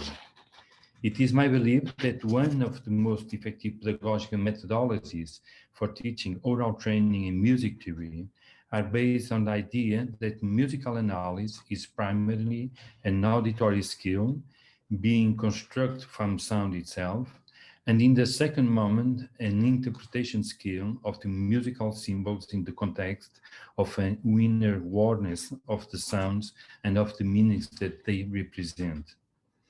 The ability to internalize sound, to encode it into a musical symbol, to understand its significance and to facilitate the accurate performance of that symbolic representation can be strengthened if it is supported through the improvement of a conscious sound-to-sound method of perception that is fostered through the development of a habitus of listening. The different analytic concepts like form, motive, phrase, tonal field, melodic functions, modulation, etc., work as a system of oral dispositions and predispositions that must be always present in the mind of the music students in order to structure their way of singing or writing music. In summary, we can say that teaching music implies that the learning process must be built in a relational and coherent approach between previous habits and new habits of listening, and the musical contents to be learned should be incorporated in a vigorous and active way. It implies choosing a cognitive teaching perspective in which the teacher is a simple provider of knowledge and a mediator between the students. And it implies also the use of a coherent methodological construction that, in our view, is based above all on a process of deconstruction and reconstruction of the musical discourse, whether it occurs from the acoustic image or of the graphic image, or from a complementarity between both images. A music analysis that promotes, above all, oral perception and comprehension schemes through which students, without any explicit reason and significant intention, produce their practice in a sensible and a coordinated way within the musical field. Let me present two small practical examples of the aforementioned, choosing as our dimension for music analysis one of the fundamental characteristics of any music, the harmony. A first well-known example, the canon in D major of Jan Pachelbel.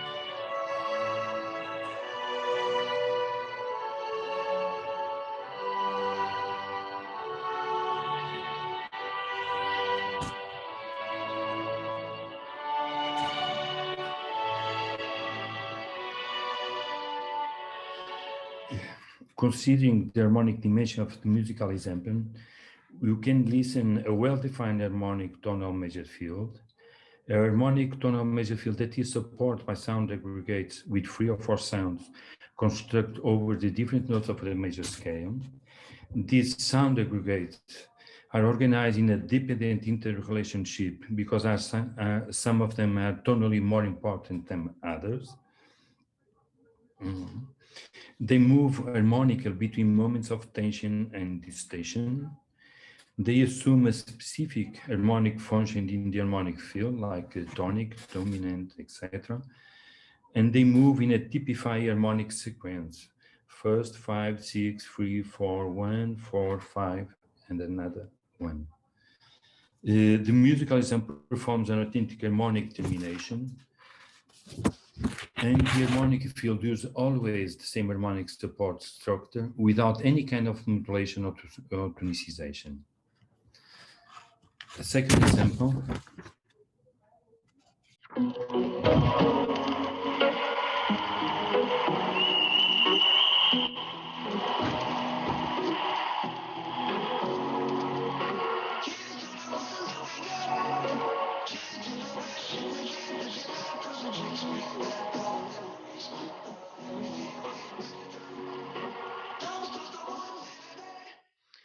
Although in the very different and contrasting musical style and instrumentation, we can listen harmonical, this musical example, in the same way as we made to the canon of Bach and Bell.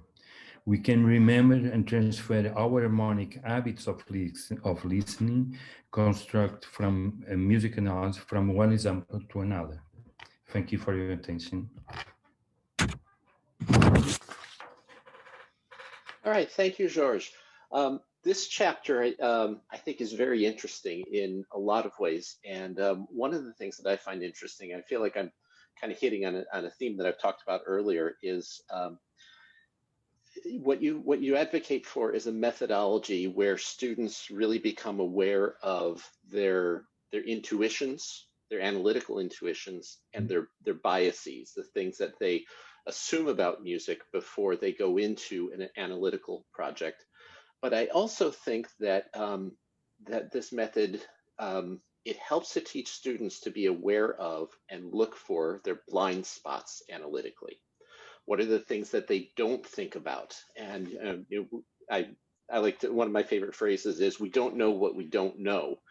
And one of the things I love about the methodology that you talk about is it really helps to make students aware of those things that they don't know by giving them a process for kind of checking off things and paying attention to those things. Could you talk a little bit about how you apply your methodology in the classroom to help students enhance their analytical abilities?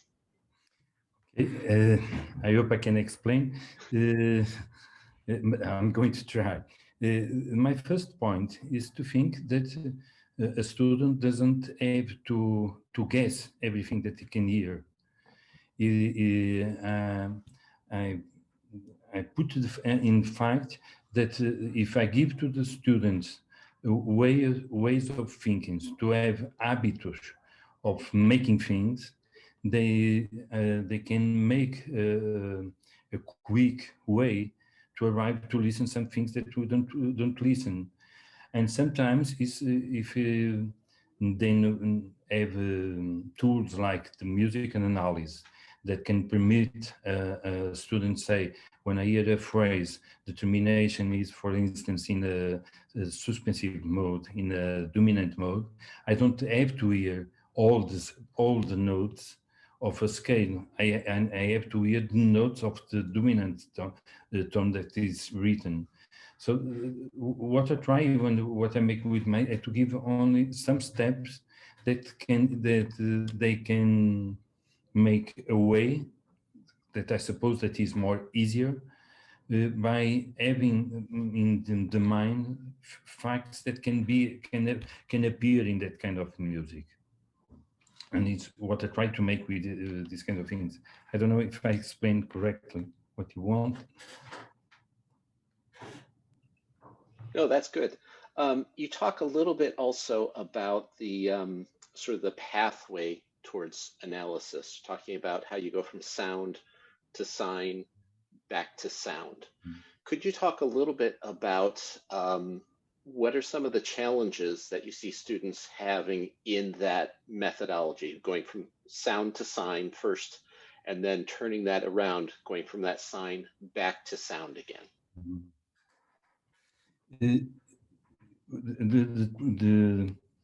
What I try is to take the students by the sound and not by what they read. For me, it's more important what they hear. For instance, sometimes I hear a part of a music that I can think that she goes to another tone that make a modulation, or if I have the paper, I can see that is a modulation inside. But I want that it's more important for the students to find what is the strange note that makes me move from a tone from another tone. And that is for me to hear, or to hear without seeing the paper where that thing happens. So it's more important for me to take everyone to go by the sound and not by what they read. The reading is to confirm what they are seeing or that they are hearing. Sorry. It's more like that. And one other thing I should mention about your chapter is it really is a universal type of methodology. That is, you give examples from traditional Western classical literature, as you just did, from modern popular literature. Have you found it to be, have you found any literatures for which your methodology doesn't work particularly well? I don't know if I can answer that. I try to make the oral training not only with Western music. I try to pick up every examples that I have, that I can hear, or that I can have a sex to them. I don't know if I don't know if they all can work. But because I try to, the examples that I find, I try to use the same way. But perhaps I believe that there are some examples that are more difficult than others. It's not too easy, for instance, for the music for 20th century, for dodecaphonic music or things like that. It's not so easy to arrange. But the principle is the question of the habitus and feel.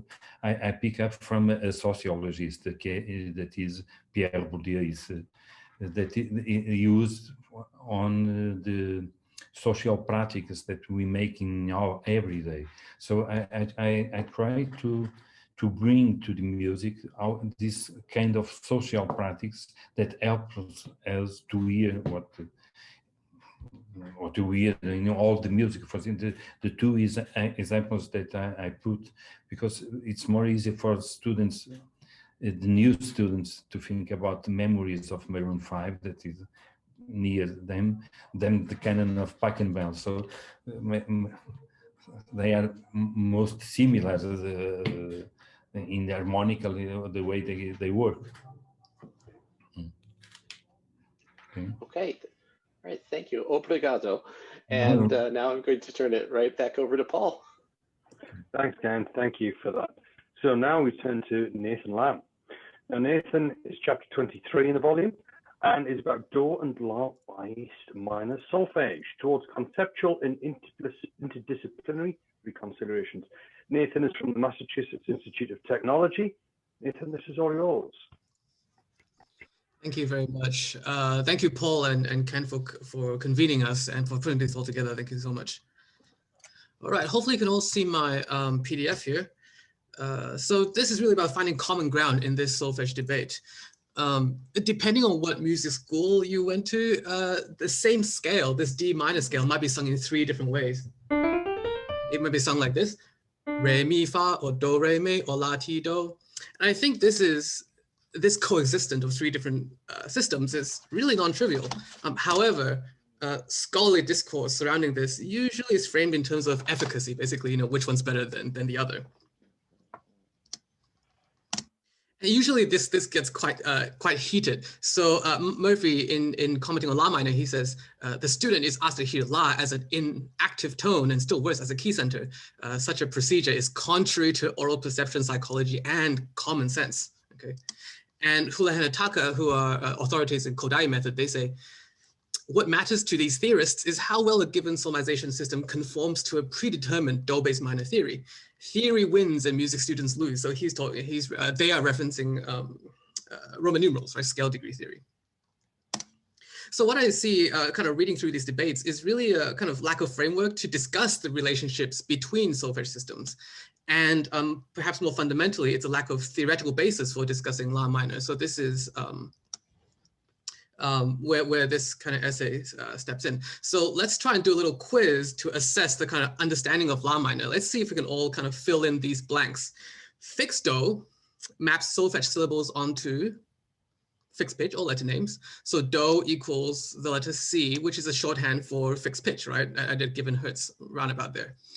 For do minor, you can give this a thought. What does it map to? It maps solfege syllables onto scale degrees, such as do equals scale degree 1, which is a shorthand for tonic, the tone center. Now for La minor, this is really, this kind of really demonstrates the kind of lack of research. We don't actually have a name for this that's widely agreed. So I kind of made this name up. It maps solfege syllables onto what I call diatonic positions, which are positions in the scale. There's no alternative name for it. And this will be a shorthand for the second note in 7 stacked perfect fifths, like this. Right, so basically key signatures, okay? That's where you get La minor and diatonic positions. They are positions in a diatonic scale.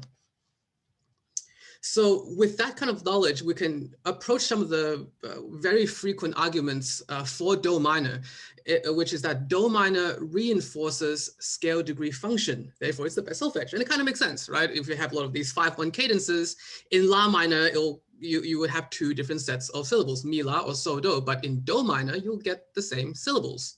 Now, I call this the lawnmower argument because, well, we'll see. If we replace the term do minor with scale degree based on what we just discussed, this turns the argument into quite a trivial sentence that scale degree reinforces scale degree function, right? And of course, Roman numerals are just scale degrees, are just do minor. So the analogous argument is that lawnmowers mow lawns efficiently, therefore it's the best machine, right? So it is a true statement, but it's somewhat trivial, right? So I like to move past this, right? In finding common ground, how we can actually, by using clear terminology and agreeing on the ground, the fundamental values we agree with, this will provide a real foundation for genuine debate, other than saying mine's better than yours. Okay, so despite the rhetoric of these kind of heated discussions on solfege, actually all sides agree on 3 main things that solfege should do. Number 1, reinforce what's similar between major and minor modes. And this is really important because we can totally have 2 completely different sets of syllables for major and minor, and then we won't have this argument at all. But we all acknowledge that these are really similar in some kind of way. We also want to reinforce what's typical in a given repertoire, and we want to optimally balance the difficulty between information and cognitive load. So I'm just gonna comment on the similarity argument here. So the cadence was one example in do minor, and in fact, in finding this common ground in these arguments, the same argument can be made for each solfege system. So on the do minor side, they can say, okay, 5/1 cadences, they all share the same thing. But for, say, the La minor side, we can also evoke other kinds of, say, chord progressions, like the axis progression introduced by Mark Richards in an MTO article here. It's this kind of pop music progression.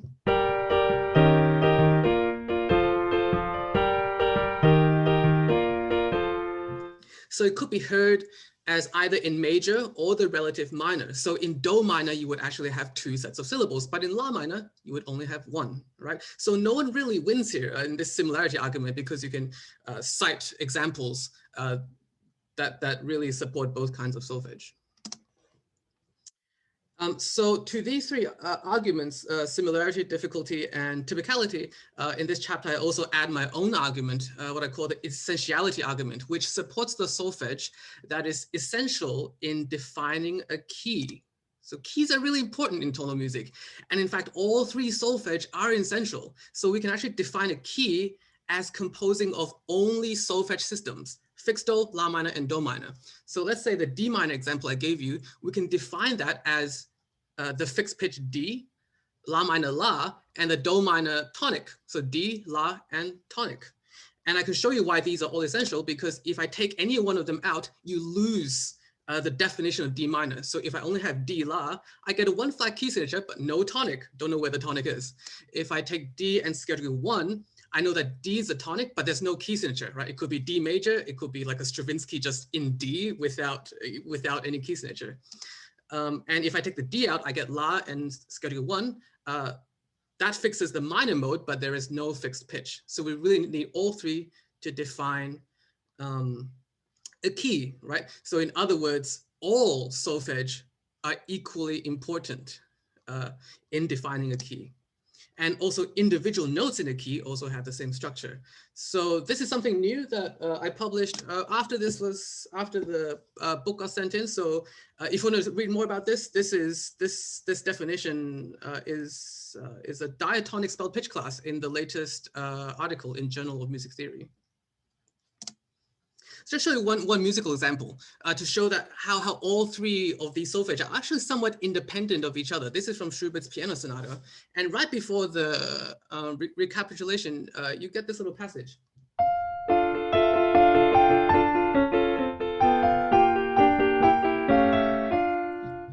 So that note there is scale degree 3 and do in La minor. But Schubert moves up to this little passage.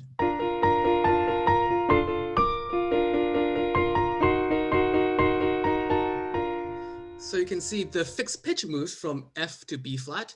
The scale degree moves from 3 to 1, but the La minor stays as Do. So all three of these solfege are slightly independent from each other, right? So we really need to kind of understand all solfege to truly appreciate this passage here.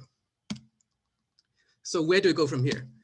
I think it's really important to establish an interdisciplinary study of what I call comparative solfege that begins with a firm conceptual framework as the starting point. And I invite any thoughts. And at the very least, we should teach these conceptual differences in theory class, right? These are theoretical concepts. And I think these should kind of precede the kind of thinking about the aural skills curriculum. And lastly, research in La minor has to catch up with Do minor. We've got a lot of Do minor material like Schenkerian and schema theory, but we're lacking in La minor. So what we need to do is actually consolidate and connect a lot of these isolated scholarships on La minor, such as Kodai, Chinese Jianpu, national numbers, mathematical scale theory. Key signatures are based on La minor, music cognition, and history of solfege, which is also something really important. I think that's it. Thank you so much. Thank you, Nathan. Thank you. Thank you very much. If you'd like to stop screen sharing, we can now turn to the questions. And again, place anything in the chat you want, but I'm kind of interested in the embodiment ideas of this. And because when you're dealing with solfege, and you mentioned the Guidonian hand, I've done work on that. We've talked with this, trying to, well, this goes back to what you're just talking about, the habitus, the process, the listening, the embodiment within this. And what you're talking about is synthesis here. I mean, I love the idea of a lawnmower argument. You know, that's circular. It justifies itself by its own means. But is there something in your theory here, because we're dealing with the connections between them, rather than a particularly educated position of the solfege? You're saying this is a very student-focused understanding, and by putting those together, you're enabling the student to actually link into those areas and gain a greater understanding. Have I understood that correctly? No, that's totally right. Yeah. You mentioned the word embodiment, and I think ultimately where this goes is back to the music, how we experience music. Mm-hmm. And so I think there's a very real connection between these solfege and the notation systems we use. Because if we're talking about, say, Western staff notation, that really emphasizes fixed pitch, right? And then it actually emphasizes La bass minor, right? Because that's what's defined by the key signature. And in fact, scale degree function is something perhaps a more context dependent, right? A layer above that. So when we're teaching, I think, say, basic staff notation, I think La-bass minor is a little bit easy to teach into. And I'm not saying that Do minor or scale degree is bad at all. No, it's that it's the interrelationship here that's the most important, right? Yeah. Yeah, no, thank you for that. Now, William has just placed something in the chat there saying, does the book address the same issue with counseling systems? And then let's talk about that within your section as well. I mean, is that something that you find, either another integral part of that? Is that something with you use the word comparative, you know, the linking structures? Depends what counting system. I think if we're saying, say numbers for scale degrees, I see that as a difference in symbolism rather than the underlying structure, which is more important. Of course, the different use of syllables and numbers actually might help pedagogically to separate those systems apart from each other, right? But I kind of use the opening example of everyone using the same sets of syllables because that's where it kind of maximally overlaps. Yes. Yeah, the maximum similarity. Gina, you dropped in there. Do you want to speak to that question, or shall I read it out? It seems a bit silly me reading it out, if you're there. It doesn't matter. I can try to clarify it a little bit. I'm just wondering if you're equating the fixed dose syllables directly with letter names, because you say that the pitch key is essential to defining the key of D minor, but it's not essential that we call it Re. Right. To that relationship. Yeah, I think we can call it anything we want, really. Yeah, but what I wanted to emphasize was the underlying structure that is really the same for each. You need some placeholder there to actually determine the fixed pitch. No, thank you for that. I'm just wondering as well oh no, hang on. Did you find that the solemnization improves intonation?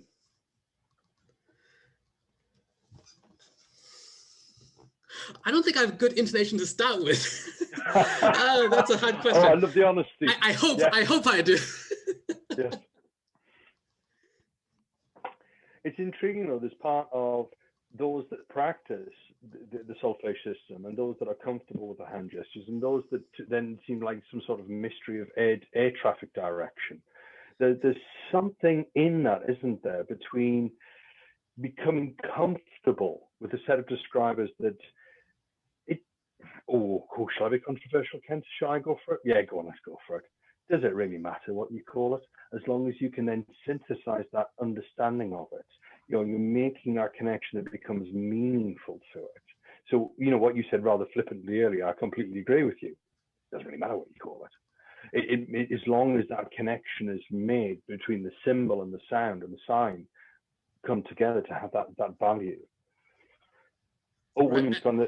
Yeah, sorry, Nathan, go on, please. No, and I think actually having all solfege systems sharing the same syllables actually obscure the underlying richness, because it seems like it's this kind of battle. Like I want to own the solfege system for like scale degrees or La minor only, but in fact, I think that's just a result of the historical development and how we came to share the same syllables.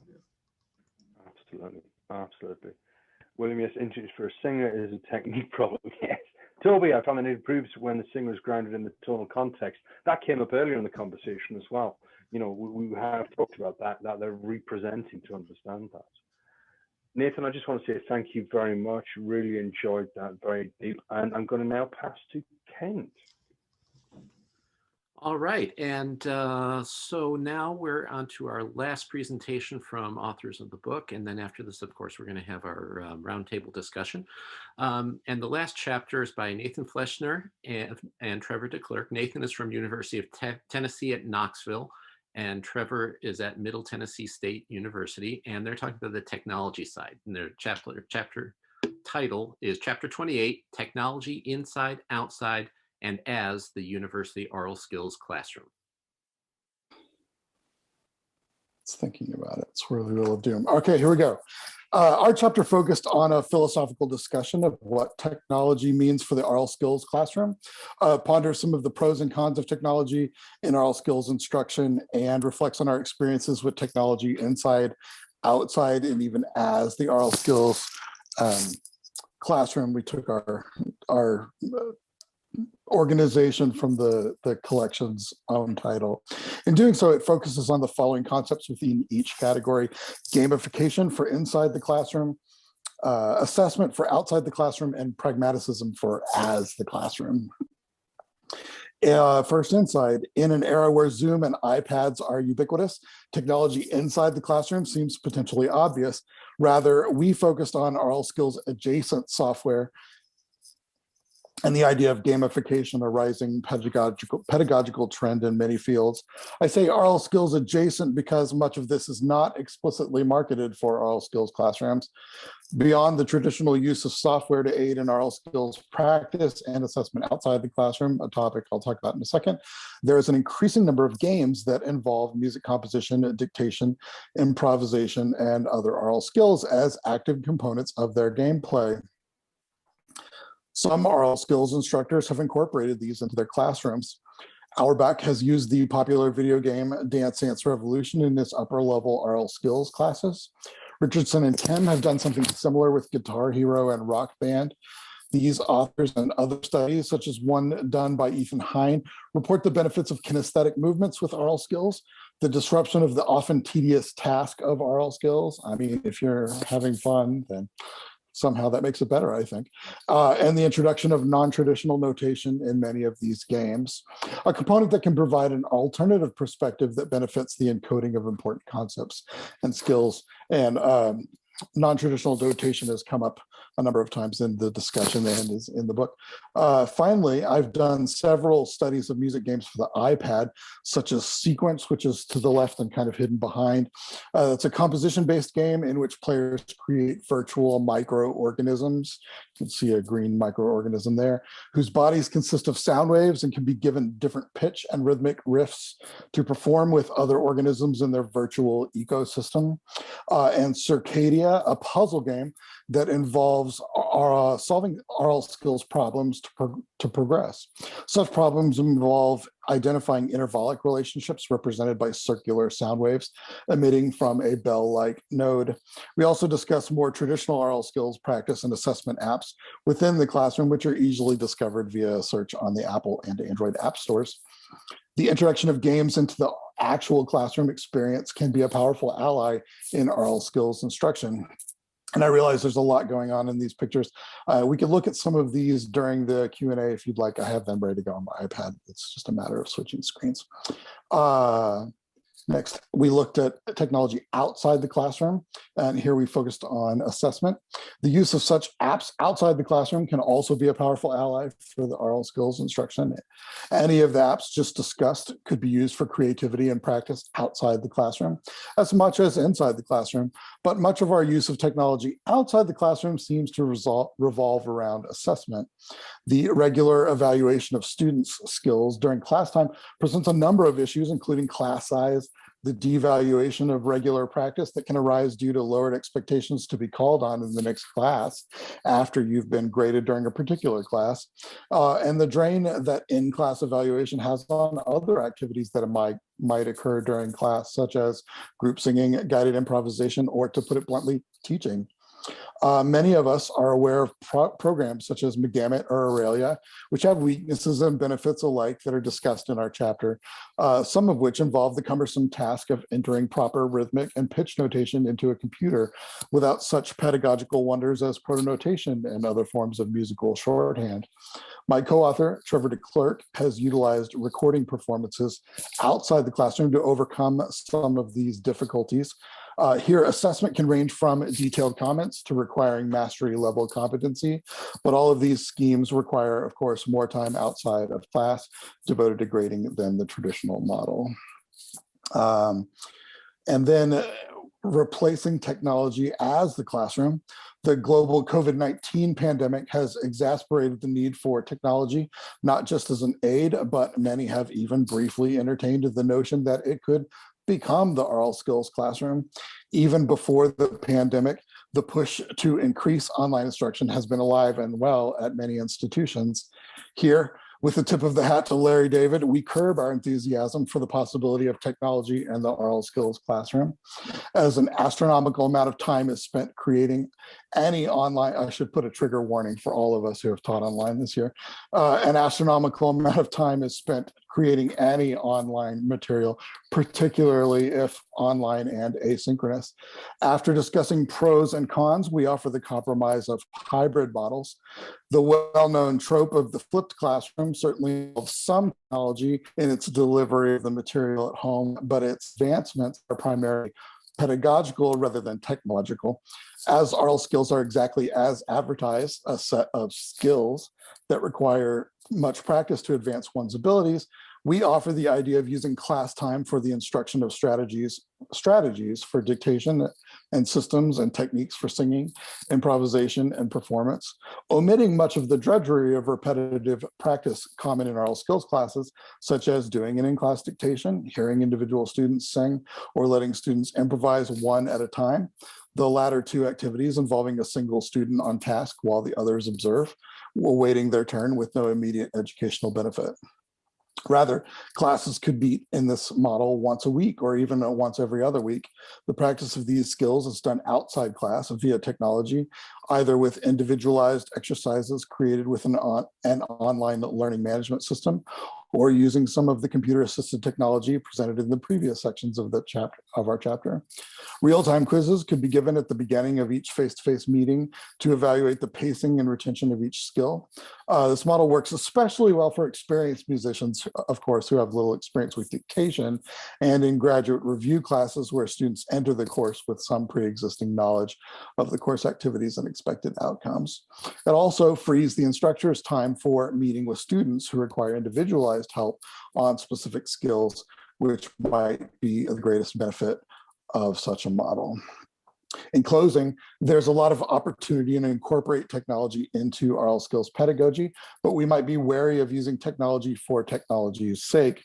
Much research is still required in controlled environments to prove the advantage of these practices. Our own chapter, for example, is primarily anecdotal. Many challenges currently face and will perhaps always face the pedagogy of Aural skills. Many of us, given our experiences with private lessons, realize that music instruction in particular is usually most effective when it is one-on-one or in small groups. The inherent structure of higher education does not easily allow for this training model, however, and class sizes for Aural skills can often exceed 24 students in a single section. As discussed earlier, technology offers the opportunity to make this instructional experience more individualized and to more nimbly and quickly address the diverse learning needs that arise from the diverse level of skills found in any Aural skills class. But it is doubtful that technology will ever be the sole remedy for these issues, which is a testament to the value and importance of all the other chapters in this volume. Thanks, and thanks for giving us opportunity to be involved in the volume. It was a really great experience. Thank you, Nathan. So if you have any questions for Nathan, make sure you put them in the chat. I'm just going to start out with maybe it's too broad of a question, but in some sense, it's a very basic question. So in your opinion, what does technology do well in the Aural skills classroom? What's the stuff that we should be looking at technology for to help us do our jobs? I began my own Aural skills training in undergrad with very early iterations of the McGamut software, and then have used Aurelia in my teaching and all of that stuff. I think that it's good for practice outside of class. It's hard to sit by yourself at a piano and generate things because you know what you're generating, and I think it does the generating and checking fairly well. Checking your answers. So I think it's good for practice. I also think I really like this idea of games and alternative notation because all of that sits very strongly within the Western art music tradition. And the idea of diversifying the ways that we notate music with some of those games, I think is really interesting to me. So I think going forward, away technology and software especially within technology. I think it's particular strength might be giving us alternative ways and alternative learning models with delivering some of that material. And David has asked about issues of accessibility. Not all students have access to the same kinds of devices, platforms, and connectivity. For that matter, a lot of departments don't quite have the infrastructure to support this sort of thing. So what are your thoughts on that? That's a problem across the board. I don't have an answer to that. I mean, there are grants and things for that, but those feel like treating symptoms, not actual diseases, so to speak. That's a tough question, David. I don't really have an answer to that. We need to do a better job of providing those opportunities to everyone across the board. Yeah, I agree. I mean, I think this pandemic's shown us that, hasn't it? That when we suddenly move to online, how do we get those students to engage, and why should we presume? And it's not only the students who might not have access or not have access, but it's also choice as well. Some of those students just don't want to engage with that, and that's their right to do so.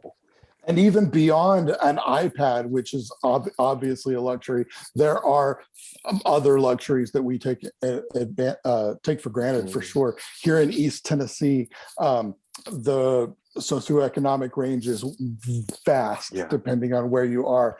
And I had students who I take having internet access for granted. And I had multiple students who did not have internet access. Yeah. All right. Any other questions for Nathan? All right. With that, then maybe we should go ahead and get started in earnest on the roundtable discussion. And as Paul said, we're just going to kind of throw this open for anyone to comment, anyone to ask questions. If there's silence, then feel free to unmute yourself and just ask whatever's on your mind. Paul and I will just kind of start out here with just some thoughts about where we are. Of course, we mentioned the book is very much it has the spirit, at least the last part of the book, very much has the spirit of a bit of a manifesto about where we should be going and what we should be doing. And I remember the 2017 conference, the roundtable discussion that ended that. I had a couple of thoughts as I was sitting there listening to it. My first thought was, all these people over in England are going through the exact same things that we're going through over here in the United States. And my second thought was there is a feeling that despite the fact that our discipline, aural skills pedagogy, has become more professionalized, has become more recognized as a legitimate research field over the last 30 years. And I credit a lot of that to Gary's work, Gary Karpinski's work very early on in this. There still is a disconnect between what we do and the value of what we do with what some of our more applied colleagues do, or a misunderstanding or lack of understanding of what's going on there. So, Paul, do you have anything to add to that? I do. I've got a request before, as I see people are starting to blow out their Haydn Symphony candles, which is I'm gonna type in a hyperlink into the chat, because this is part of our future directions. There we go, it's in there. I just request everybody, please, to click that link, and it's going to take you to a questionnaire. And it's going to take you a questionnaire about, just as Kent has been saying, about this practice and this critical inquiry to help us move into those next stages. And please do share that link with as many people as you can possibly think of, because it's important that we keep the spirit of this volume in this discussion as well. That it is, as Kent said, his first thought was, wow, this is, the same issues I'm facing here. My first thought was, why is this guy sitting next to me talking to me? But that just turned out to be Kent. But within this, it is shared. And I think I don't want to lose the energies here, but also I don't want to talk as much. So please, give me some thoughts. Whatever's in your mind, this is completely open, non-judgmental. Say what you're thinking about today. Think of things that have provoked a discussion. Pop them in the chat. Let's get some information.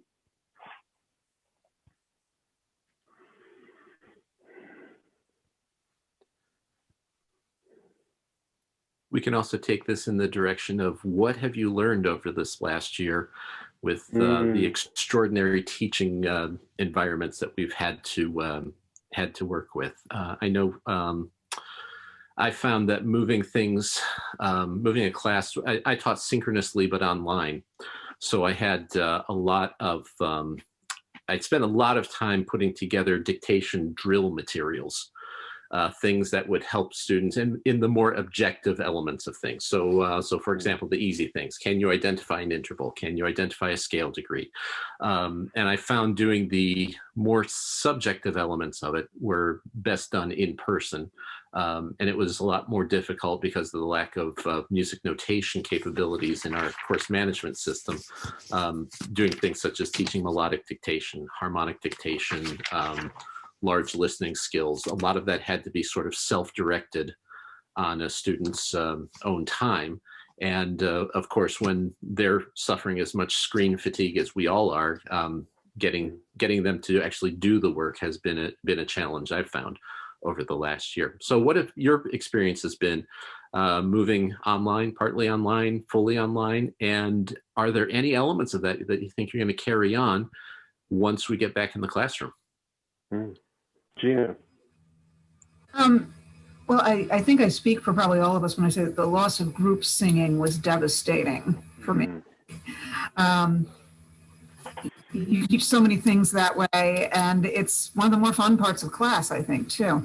The trade-off there was that, when I saw each of my students in their little boxes, and I taught Aural Skills completely on Zoom, so online live, online synchronous. When I saw my students in their little boxes, a lot of times they would be tuning in from a practice room, and of course we would do the thing where we would all sing together on mute. I use hand signs, so I could also kind of see what they were thinking. But I also realized that that student in that practice room is only hearing themselves. They don't have to worry about anybody else singing over them. They don't have to worry about being intimidated by the person next to them who might have a very large voice. They could be more confident because they knew that nobody was hearing them. And there was no reason for them not to sing confidently. So I think that was an interesting positive side effect that I hadn't expected. That's real interesting, isn't it? And it's about that confidence. We started from my perspective, with thinking we should always have videos on and the cameras rolling to lecture with the students. And it would be by exception if they wouldn't do that. And actually, as we got further in through, we realized actually whether they had the video on or off didn't actually matter. If they were engaging, that was fine. One big loss, and to pick up your point, about the group singing, is I would often get the students to face each other and sing seconds and then sing a fifth. And I'd want them to feel that vibration in the air between them. And I thought, this just isn't going to work online, and so I was trying to think of ways of, feeling the vibration through the machine or anything like that. And I didn't have a good answer to that. I was thinking about your improvisation within that and its relationship to the ideas of species counterpoint as well, where you do teach dissonance and consonance through feel, through the voice, which is often noticed when you see somebody singing and you close them and you can feel that sonic pressure in the room. Really quite tricky. Can I come in here a minute? Yeah, please, Colin. I don't want to pass blame or so or anything, but I think one of the problems we have, particularly at the tertiary stage, is that they haven't got any experience of singing in music teaching, in music lessons, in school. I mean, particularly in the UK, we're not given to singing as much perhaps as they may in other countries, but certainly the general musical education doesn't lend itself very easily to picking up the pieces when we get to the tertiary level. And to some extent, I mean, I think a lot of the issue is so much importance is attached to performance, even at the lower grades, if one takes the examination system into account. the tendency is to sort of to teach towards the examination process. And that in the real life is one of the problems that we have when the youngsters come, perhaps only started playing an instrument at 7 or 8 or 9 years old, where the intuitive aspects of aural, which grow really from the age of right from birth, basically. But when it becomes possible to sort of realize what's going on in your head through singing from a young age, 4 or 5 years old, when you start the instrument playing and so on, and the teaching, that's where the aural process should to me be beginning. And if we don't start at that stage, and that's one of the things, and I think I don't know what's going on in colleges where they're training teachers, whether the emphasis is actually given sufficiently to the aural side as opposed to performance. Yeah, I hear you, Colin. I hear you. And, you know, we talk about that in the train section, we talk about in the future section. And Gary, you've just dropped in the chat there about the fact that it's, you know, we as a group vested in this are talking the language, but it's actually its application. It's not finding itself incorporated into the day-to-day teaching, as you say. It is disturbingly common that it is still a practice, as you say, Colin, that is, you know, if you teach kids to sing nursery rhymes, I actually critique nursery rhymes in my aural skills lessons because it's something that's incredibly familiar, incredibly leveling, and it's something that feels all right. You know, 3 blind mice is not just useful as studying Schenkerian practice. It's very, very useful across all about bringing an inclusive environment together. But no, I hear what you're saying, Colin. And on to Gary's point, I agree completely that, and I have, my associate dean actually said something to me not long ago where he said, you know, one of the problems with teaching music theory, teaching harmony, teaching aural skills is that all of your colleagues have an idea of what it should be. And it's usually based on what their experience was when they went through their training. And so, and of course, they don't have any reason necessarily to keep up on the latest research in the field. You know, what are the best practices? How have things changed? How are things different than when they were they were going through their training? And even more importantly, I think a lot of them, in order to make it to where they are, they oftentimes had the better ears, the better skills. And so they didn't have to put in the work that we're asking many of our students to put in. Our students aren't us, is one way to put it. And so I think that's an ongoing challenge. How do you demonstrate that the modern ways of doing things, the new ways of doing things, are better than what has been done before? We have evidence to show that. And then how do you get your colleagues to realize that this isn't the same era that we went through back when they were undergraduate students? I think Toby's just picked that up in the chat there as well. I mean, you're absolutely right. We are talking about it in that sense, but a studio producer, you know, has fantastic aural skills, really fantastic aural skills of listening for all those elements of the performance. So when you're talking about the use of digital audio workstations, filtering, deconstructing sound, replicating sound, it's not just dependent upon Western notation, which is what we talk about, that inclusivity again. But I think there's something about that, Kent, isn't there, that is making explicit the value of this. It's not the nice to have, it's not the bolt-on. There's very few examples of a music curriculum, and I know I'm vested, I know I'm biased, where I can't find a meaningful connection to saying, listen to this, identify this, work out what's going on. Why does it work in that way within that aural value?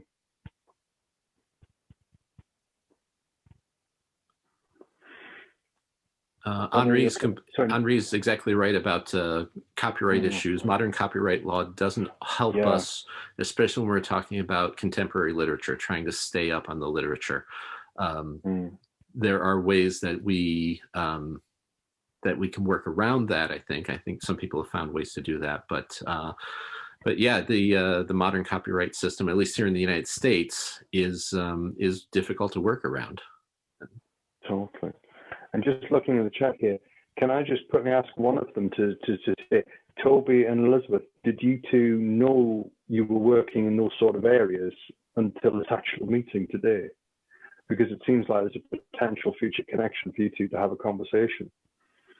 Given the fact that if that's your research world and that's your interest world, this is what I hope this would do, as Kent and I talked about, building further and further. No, you're already writing the email.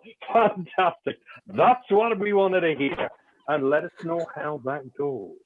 Because, you know, don't forget to copy an Aural Companion at gmail.com plug, because it's kind of useful. John, Jack, sorry. Actually, trained students in Aural Skills at the graduate, yeah, forced to teach. Yes. That is that sense of it coming in afterwards. Oh, who've we got? Somebody's just joined the department, right? Give them the theory sessions, so you can concentrate on something else. That's a very, very common narrative, isn't it? I think what Kent and I were talking about the other day is the sense of some meaningful curriculum. If you look at, say, it was mentioned earlier, Gary, you mentioned the QA benchmarks, you know, where they sit within there. It's very loose in its use of the word oral skills. Yeah, it features, but it's not as synchronized or pegged or understood. If you go in the UK towards the key stages, it moves from a listening to a recognizing. It does this, but then it disappears. And then we have that sense of what route have they taken? Have they taken, and I hate to use this term, but, you know, the non-Western route.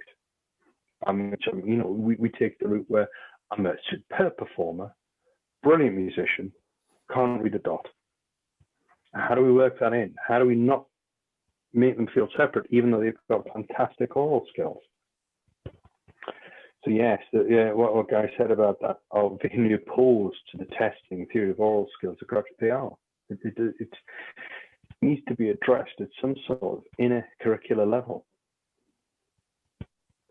And Gary also mentions about the faculty and administrators being opposed to diagnostic testing at the graduate level. When we did the survey for chapter 1, when Paul and I went through and did sort of a sampling of what's out there in the various countries, it was pretty universal that oral skills, there's an assumption that you take your 1 or 2 years of oral skills in undergraduate and then you're done. Yeah. And I personally have never met an oral skills teacher who says you're done at the end of semester 4 or semester, whatever semester it is. Everyone I've ever interacted with has said this is the beginning. This is the giving you the skills so that you can figure out how to apply these things later on in your lives. But yeah, I think I've certainly when I was in graduate school, there were some people who probably could have used a few more semesters of oral skills training there. I think we've all come across that, and perhaps that's the direction that we should be thinking, is advocating for oral skills having an ongoing presence in the curricula beyond just those 4 semesters. Now we've got all sorts of messages coming through here.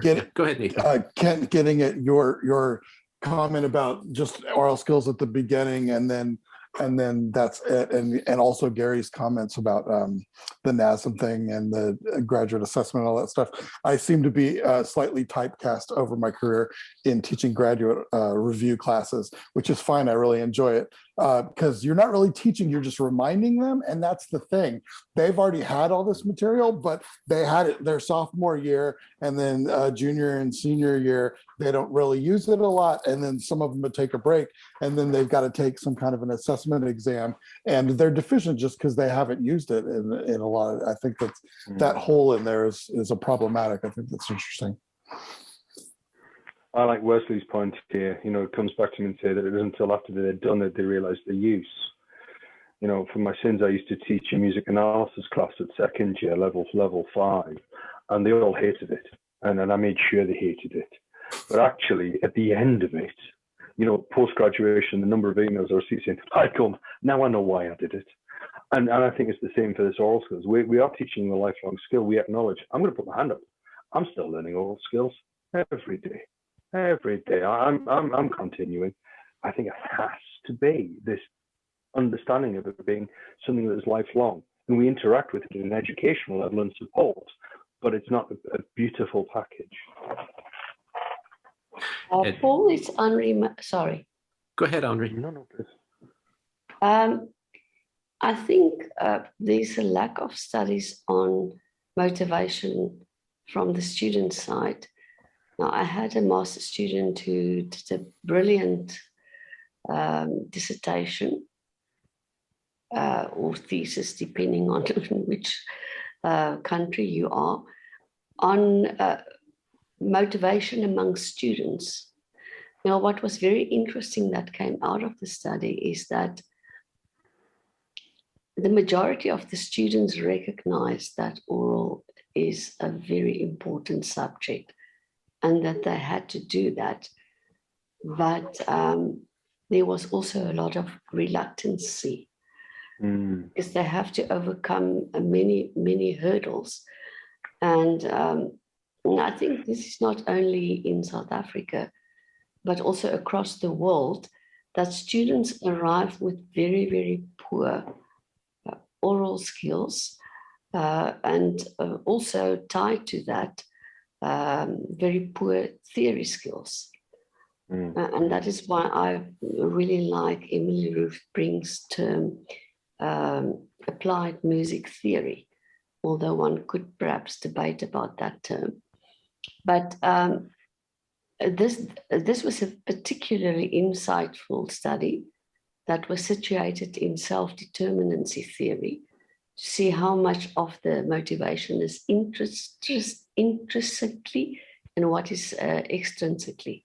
So I don't know if there are other, I know David, no, right? What's your name? Sorry, forgot. Colin. Andrew. Right, also he wrote a book on student motivation. So maybe that is something that one needs to look at. Absolutely, that's another angle. It's not just the educator's motivation, it's the student's motivation. Gary, do you want a quick straw poll to that question? Do you want us to raise a hand? Would that be useful to you to sort of capture that? Absolutely. I think it's really an important question. There's so much concern with student stress these days, and I understand that. But on the other hand, being a performing musician, or for that matter, being a teacher, a conductor, it's all very stressful, and one has to do things in real time. And I worry that if our oral skills classes move away from students doing things in real time in front of others, that we're not really giving them practical education, that although the stress is there, the class can serve as a kind of a canary in a coal mine for students who do have that kind of performance anxiety, and we can even refer students out to therapists and counselors that can help them with things. But honestly, the ability to sing prepared material in front of others and to then be able to sight read in front of others, I think is a very important skill. And I just would be curious to know how many people are still doing that. And I'm not thinking of COVID times, but just in general, as a matter of principle. Do you prefer to meet students individually or simply have them record their materials rather than asking them to perform in front of others? So perhaps we should say, just let's have a show of hands that people actually have students sing in front of other students in class. I've just set up a poll. Ooh, aren't you good? Okay, so please click the button.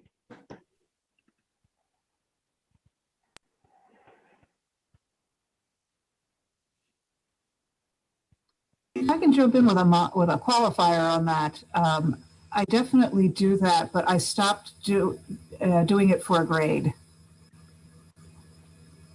And I find that helps to lessen anxiety a lot if they're not being graded on their performance in that moment. Or what I do is I do a lot of group singing, and then at a later stage I would let them sing one bar at a time, and I don't stop when they make a mistake. I just move on because I've found that works. Something that I do that I've started to treasure in the last couple of years is to actually give students material to study for the exam, for the I would choose 5 or 6 pieces that we haven't dealt with during the semester. And I would say, well, go and look at the score and listen to the recording. Mm-hmm. And if need be, memorize it. Mm. And then in the exam, I would choose one of them. Because I realized that our students, some of them do not have a lot of repertoire. And actually memorizing some of the material beforehand without knowing what's going to be chosen, I find a good way to build their repertoire and also build their long-term memory. I don't know if anyone else thinks I'm crazy. I think Gary's question gets at one of the fundamental stresses of an oral skills class, and that it really lays the students bare out in front of us at a time when that's a really scary thing to do. I know I teach a lot of music theater majors at my institution, and instrumentalists too. They have similar anxieties about the course. Of course, the instrumentalists are being asked to produce sound when what they're usually doing is they see the note, they press the right button on their instrument, and the right sound comes out. They have to adjust it and all that, but it's something that is being able to sit behind the instrument and press the right buttons makes their chance of success that much easier. Whereas the music theater majors who don't have that are used to just sort of faking it with a lot of spirit. And when they get into what I call guessing mode, that is, they say, well, this sounds good to me, I'm just going to go for it, and it may sound beautiful, however, it's not right. That really lays their soul bare in front of me, that they can't fake their way through this. And so I find that's one of the interesting things about teaching, especially first-year students, is a lot of the stress comes from the fact that there's nowhere to hide, which as a musician, I actually think that's a good thing. We're training them to not hide, to be out there and to say something musically on their own terms. Mm-hmm. What I tell my students is that if they make a mistake, then that's job security for me. Right? So go ahead, make your mistakes, and that keeps me in a job. Jack, did you want to jump in there? Yes, I was just thinking, well, as far as, like, for example, classwork in general, I don't think you should ever grade classwork. I think grading is for the exam time and classwork is for the experience time. And so if you get rid of judgment in the classroom itself, I think that helps a great deal for people to start to at least relax a little bit. Individual singing, I approach actually from a group experience first, where everybody is singing. And then I start simply to call out somebody's name and they must go on alone. And they don't know how long they're going to go alone for. And then I say, Tootie, and everybody comes back in. I call somebody else's name, or I go from person to person so that they're all paying attention. They're all singing along, and they never know when they're going to be called on. And in which part, I usually, at the beginning, I do it by phrase. So they kind of have a sense, when it's going to change. But then as they get better at it, I start to make changes sort of, haphazardly anywhere. And they know this, and then the pressure is sort of starts to rise a little bit. And they have, in my view, they have to feel that pressure of, okay, I have to perform now. I have to be on, I must do, because this is my world I live in. If you don't want to live in that world, you have to do something else then. Even as a teacher, you have to do always on the moment. So you have to be sort of ready for this pressure. So I believe in building up the pressure a bit. And I think a quick reaction like that, where they have to come in and go out and then come in and go out. And then I can call on two people's names, especially if we're doing 2-part and 3-part pieces, then I can, or I give them letters. Actually, it's easy for me. I give everybody a different letter. Then I just call out letters. I really don't know who I'm calling on, but 3 people have to answer. But I find that much more helpful than calling on a student and say, okay, read number 14. Okay, sing us number 14. Here we go, blah, blah, blah. And I also like to accompany them. Actually, this might be, to many people, this would be blasphemy, but I really enjoy accompanying them specifically at the beginning in their early years. That first semester freshman particularly, to get them is sort of in the tub and again, feeling more relaxed in the atmosphere. And I like to get them to connect with each other so that they're in fact comfortable singing in that group. And so I want them to become a cohesive unit who support each other. So I have that always in the back of my mind. That's all I want to say. I agree with you, Jack. I think there's something about making a safe, inclusive, valued, non-judgmental environment. And when I say to them, I'm going to ask you to sing, but trust me, I just want you to make sounds out of your mouth that sound like the pitch. I'm not worried about the tone quality. Gosh, you should hear me this morning. And we'll do the same for performance. We'll go, let's break this idea that a performance has to be perfect. Okay, that's called a recording, of which you get several attempts. Let's just go for it. Let's have that open experience. And Elizabeth, you're talking about that sort of sense of not dreaded, but it's actually prized. Can you give us a little bit more about how you get them to feel prized and feeling like, I'm going to do this? Yeah, I mean, I'll preface by saying I'm rather on the younger side of the spectrum here in terms of teaching, so it's limited experience. But one of the things that we work really hard to do in my class is to be really excited about each other's attempts, even when they're kind of terrible.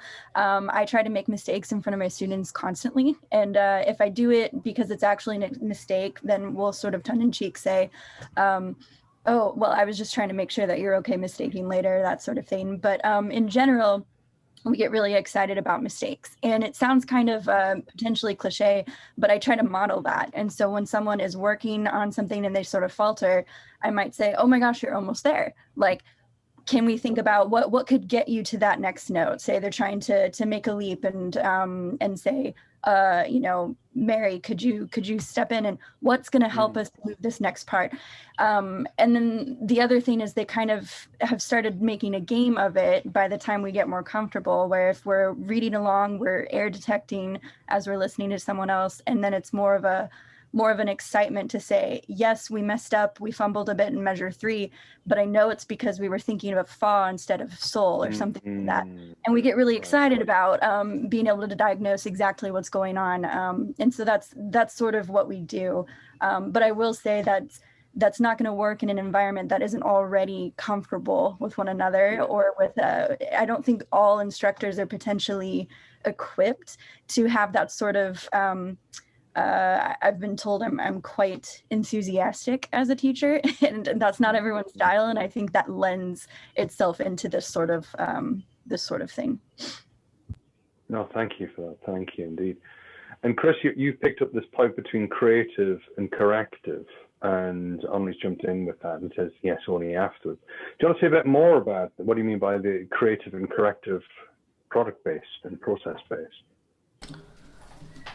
Yeah, sure. So, as you know, my area is actually in songwriting. So my kind of work is in getting students to be creative and not always a sense of looking for the right answer per se in that objective way, but therefore it's better pedagogically, in my opinion, to change the focus to the process-based pedagogy, where it's about students doing more informed, reflective learning in how they develop their own creativity. And we're kind of Arnie saying, yeah, so they recognise that difference once they've made that mistake, and in the case of Kent, where they've tried to be creative and that was inappropriate. So my next point would be, is this now something that you would include as part of your planning, that students are going to go through that learning journey? Perhaps you'd include that as part of a sort of an assessment literacy, or even just sort of pedagogical literacy of understanding what this module or this class is about. It's about, you know, this objective, product-based sort of, you will hit the right notes, not being creative, not exploring these sort of areas. That's a different class. Yeah, interesting point. Really interesting point. Now, we're moving through the chat, and sort of I'm taking that as a structure, and I think I'm about to hand the floor back to Gary. It seems we're all a bit keen to hear about your thoughts about teaching those privileged super soldier people. It's such an interesting topic. We know so little about the so-called perfect pitch or absolute pitch.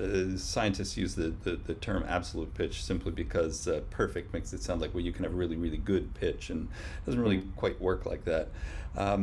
So a couple of points. The first one, and maybe this is something to start with all absolute pitch students, is that they will lose it someday.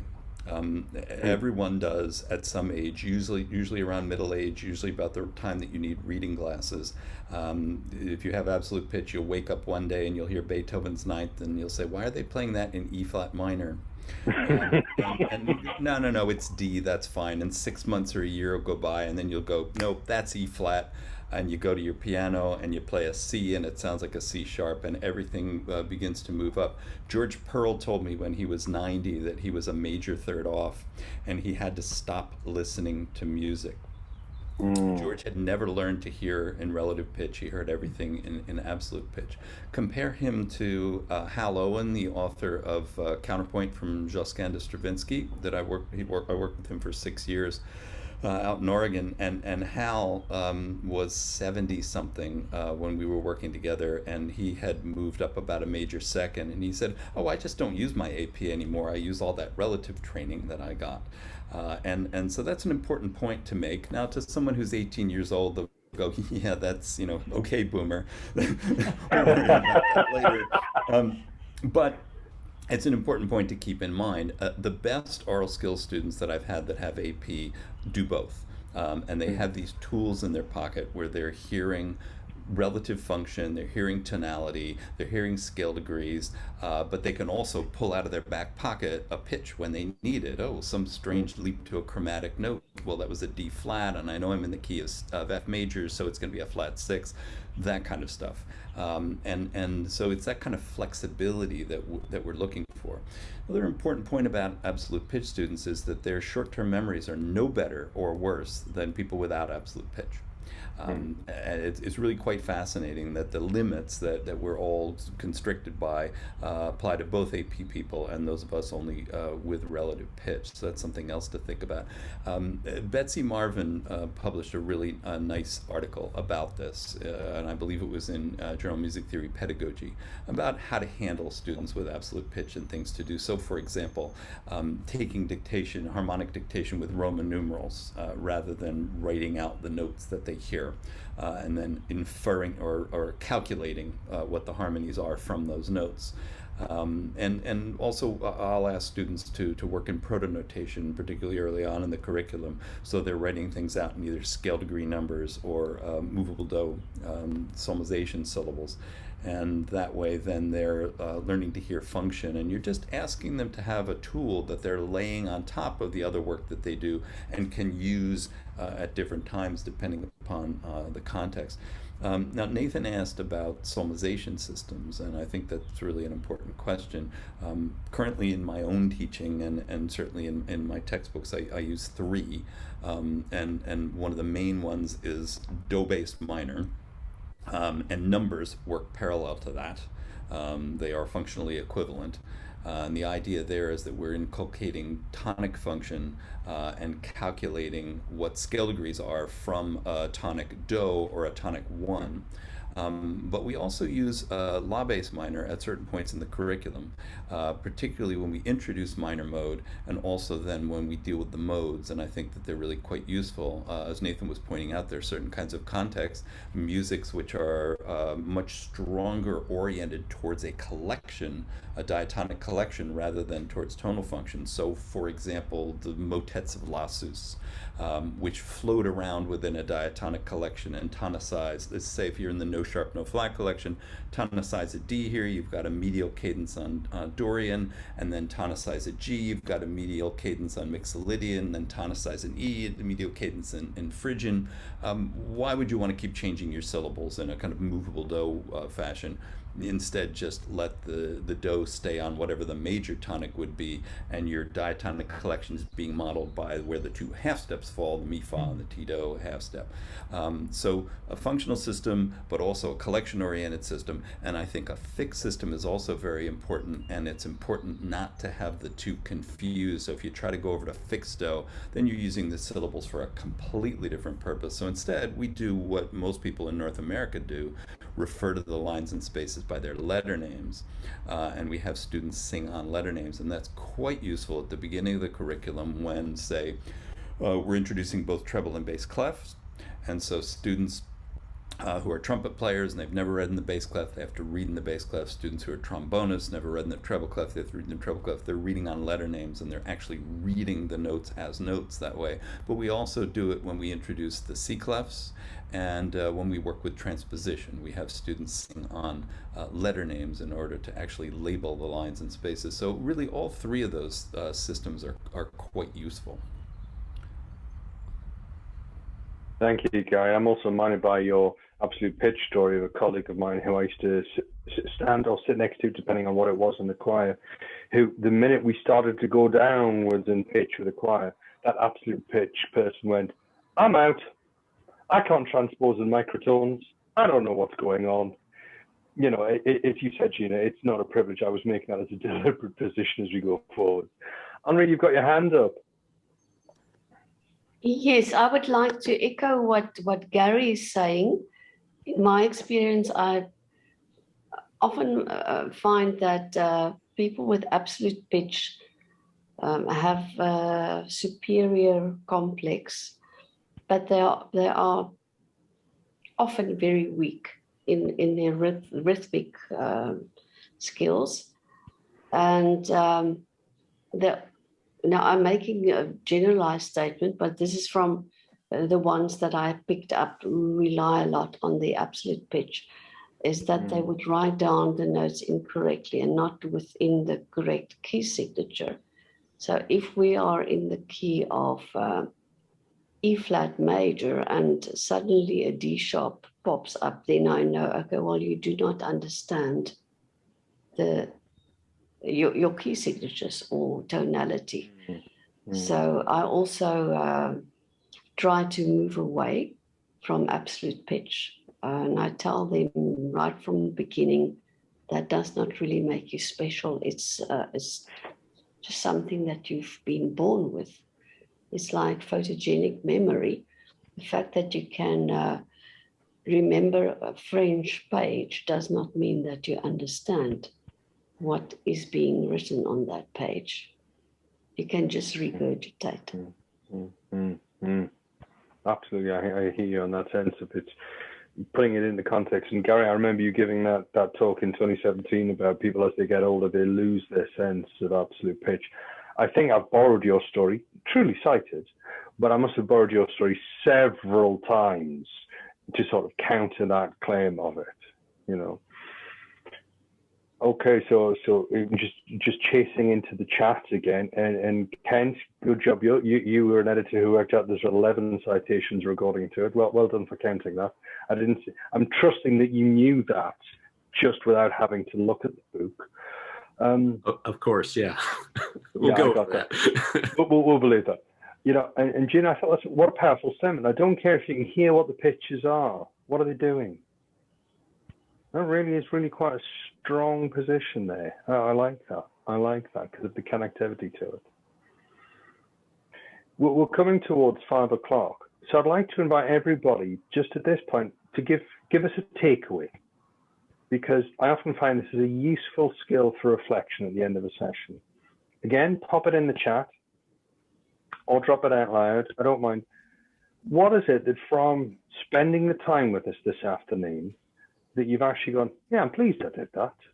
And if the answer is the opposite, please don't tell us. But no, if you have said, you know, I'm going to take that away and think about it. What is it you want to take away and think about? So anybody jump in, anybody drop that in the chat.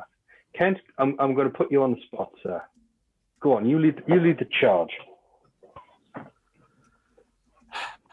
Oh, wow. The takeaway for me is there's lots of really good work going on out there. A lot of people, especially related to hearing, to integrating how they hear things and putting it all together. And a lot of people who are very interested in helping that next generation of musicians develop into a truly great generation of musicians by giving them the skills that they need, and also the ability of colleagues out there to share what they're doing. So so that's my takeaway. Thank you. Anybody else want to drop something in? I think if I can, I'd say it's really affirming and encouraging to know how many colleagues are interested in forwarding oral skills pedagogy. I don't know what everyone's experience has been, but personally, I'm usually made to feel like that's a lesser concern and not truly academic in nature, and generally a result of my being a nurturing female with an academy, and all I do is care about students, and I should care about the work. So it's really nice to hear people very intelligently consider these concerns, and it's very affirming, encouraging to my own work. So thank you. Thank you. Yes, please. Yes. Hello, my name is Natasha Kaurin-Karac, and I just am so excited to be here. It's with all these wonderful names. I teach oral skills at Oklahoma State University, and I've been teaching for the last 15 years. And there are so many topics that you have covered and that I feel like we could talk about for hours and hours. But if there could be some follow-up with maybe examples of what people are doing for specific topics, that would be really helpful. For some Google Doc or something where we could, you know, just create this database of maybe shared examples, especially now in the times of in the times that we're living in, when we are, you know, looking for different types of examples. I'm very interested in electronic music as well. And then when it comes to solver syllables, I just have to add, and there's no one I admire more than Gary Karpinski. And I came from a completely different tradition where we had sight singing in elementary music school, music high school, and then for 4 years in our college. And then we had oral skills methods for 2 years. So it's a different, I studied in Bosnia and Serbia, so in former Yugoslavia, where that, and I know that that kind of system is also present in Romania and I think Russia. But anyway, what I wanted to say is that, for example, I use movable do. I grew up with fixed do for many, many years. And then, but when I came here, we had to use, of course, movable do with la bass minor, but I do introduce fixed do in the 3rd semester of my oral skills sequence, only for the atonal melodies. So we start with these small atonal modules and warm-ups where we start just with maybe minor second and major second, which presents a very difficult problem, I think, to students who are just used to this tonal environment. But I wanted to ask, so when you're using pitch names, how do you say, you know, C double sharp? Well, that's an excellent question, and we use an approach similar to French fixed do, in which every C is a do, regardless of whether it's a C sharp or a C flat or a C natural, and so we simply call it C. And I have some issues with that because it, what's the word? It dulls the sense of keys and black notes and white notes and so on. So we also require students to play things on the piano. Yes. And so even if they're singing, let's say, an A flat major scale, and they're singing La Ti Do, they're singing A, B, C, D, E, they'll have to play the flats and naturals or sharps or whatever on the keyboard, and that gets at that. It's just too difficult in English to try to inflect them anyway. You know, you can say an A flat as AF and an A sharp as AISH. But then you've got the problem of F, which begins, you know, with right. So what do you do with that one? I've just found it too messy, and so we use that French fixed do approach. I use that too. Do is do, whether it's C or C sharp or C double sharp. But what I wanted to say is that yes, we connect fixed do with the absolute pitch, but as I was studying fixed do, it is also considered a functional method as well. So we always think about it in terms of theory as well, so that, you know, in G major, your so is your tonic. You are aware that so is tonic. What I find here, as I'm teaching, is that students are not so comfortable with music theory yet, so that I cannot, that's one of the reasons that I cannot just immediately start with fixed do. But it is also the fact that there are only 4 semesters. And I also have one more question. I'm so sorry I'm now monopolizing this conversation, but a lot of students have asked me here, what is the path for a student who is an undergraduate and is interested in oral skills? What is the path to become an oral skills professor?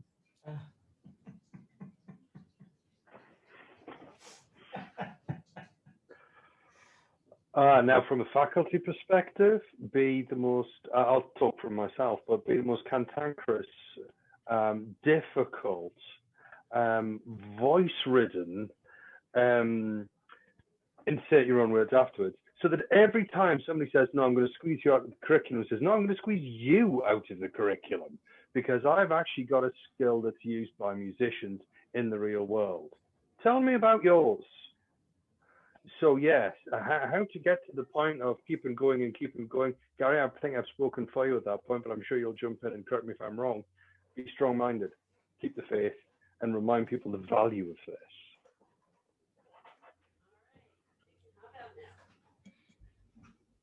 Now, we were talking about, Ginny, you put some things in there about pointing fingers up and pointing fingers down. This also reminds me of the article I wrote for the Journal of Popular Music Education, where I rethought the Guidonian hand for that reason, where we were pointing through the scales, moving up and down. 1, 2, 3, 4, 5, 6. And I used these middle tarsals for the sharps and for the flats as well, again, as little indicators. It goes back to my takeaway from this is how much, not only are we on the same page, but how much we have that triangle between the sound, the physicality, and the naming. And, you know, Nathan, back to your point about this comparative element, it's the intersections. And that takes me back to Emily's point about this Mobius strip, where we flow through. And that's getting to the point of thinking, it isn't just about it being a skill, but it's a skill in practice. And it's a skill in practice that moves across. And some things that have been coming up here is a sense of how we keep building the community that we've got from today. So, one idea, just to quickly put out there, I know I must have said the email address about 40,000 times, I really don't care, but I'm starting to cook an idea up about trying to build an online community, either a JISC mail server or something like that, that's specific, that keeps us going within that. So if anyone following this presentation today is interested in that, just drop an email, say, yeah, I'd like to be part of that community. And I'll have a chat with Kent and we'll talk about where we could, yes, the Humanities Commons group, those are things like, yes, that's where I'm going from, Wesley. So why don't we, rather than do something different to this, just drop an email, Kent's just put it in there. If you're interested in being part of that community, we'll start building that idea. If we get more than 10 people interested, I think it's worth doing. Please share it with your colleagues. Let's see how many people we can build into this as well. So yeah, that'll be my takeaway, is actually making this a community where we do share those practices, given we are all on those same pages. We've got about 3 or 4 minutes left. Would anybody else like to jump in with something? I understood today was, perhaps wrongly, going to be more a promotional sort of session as well. And I just wondered whether, in fact, I mean, there are about 50 people, I think, that have tuned in this afternoon, this evening, tonight. But I just wonder where we're going to go from here in terms of disseminating the discussions and the outcome of today. That's it. So the dissemination from this today, this discussion is being live recorded, and I'll stop the recording. It'll go on the YouTube and we'll capture information from that. In terms of the chat function, Kent and I are going to keep that and work it through. In terms of the link that I gave earlier to that questionnaire is yet again more dissemination, discussion, bringing people in. And perhaps by building this community, is that next stage in taking this further and keeping us connected. So, I mean, you're quite right, Colin. It's one of the most awful things of a conference is when you go there, you're all fired up, and by the time you've got the train home and walked through the door, you've moved back into the grind of 40,000 emails you've missed. I don't want to lose this energy. I genuinely don't. I think we as a community of educators can keep this promotion, keep this strength going. So I think through those channels we've just talked about and building some form of online community where you know, Chris's symposium, this book, this moment in time, we can start to build that community where we do keep in touch rather than all just retreat back into our research caves. Okay, I think we're at the point where Kent and I say our thank yous. Well, my first thank you is to you all. Thank you for giving up your time this morning, this afternoon, this evening, wherever you are and wherever you're sitting or standing, and for being plugged into this discussion. I've really valued it. I really have valued it. The work, as we all know, of writing chapters and, you know, contributing to the field is often incredibly lonely. And you sit looking at a screen and think, goodness, what effect is this going to have? And then you go off to your Google H index and realize, yeah, some people do read it. But actually talking to people about this has been one of the strongest values throughout this. And like I say, I want to keep this going. So thank you, everybody, for your time. Thank you to the contributors. Thank you to Genevieve for being with us. Thank you so much. Kent? Same list, but thank you to Paul for working with me on this one. Thank you to our contributors, the ones who presented today and the ones who didn't present today.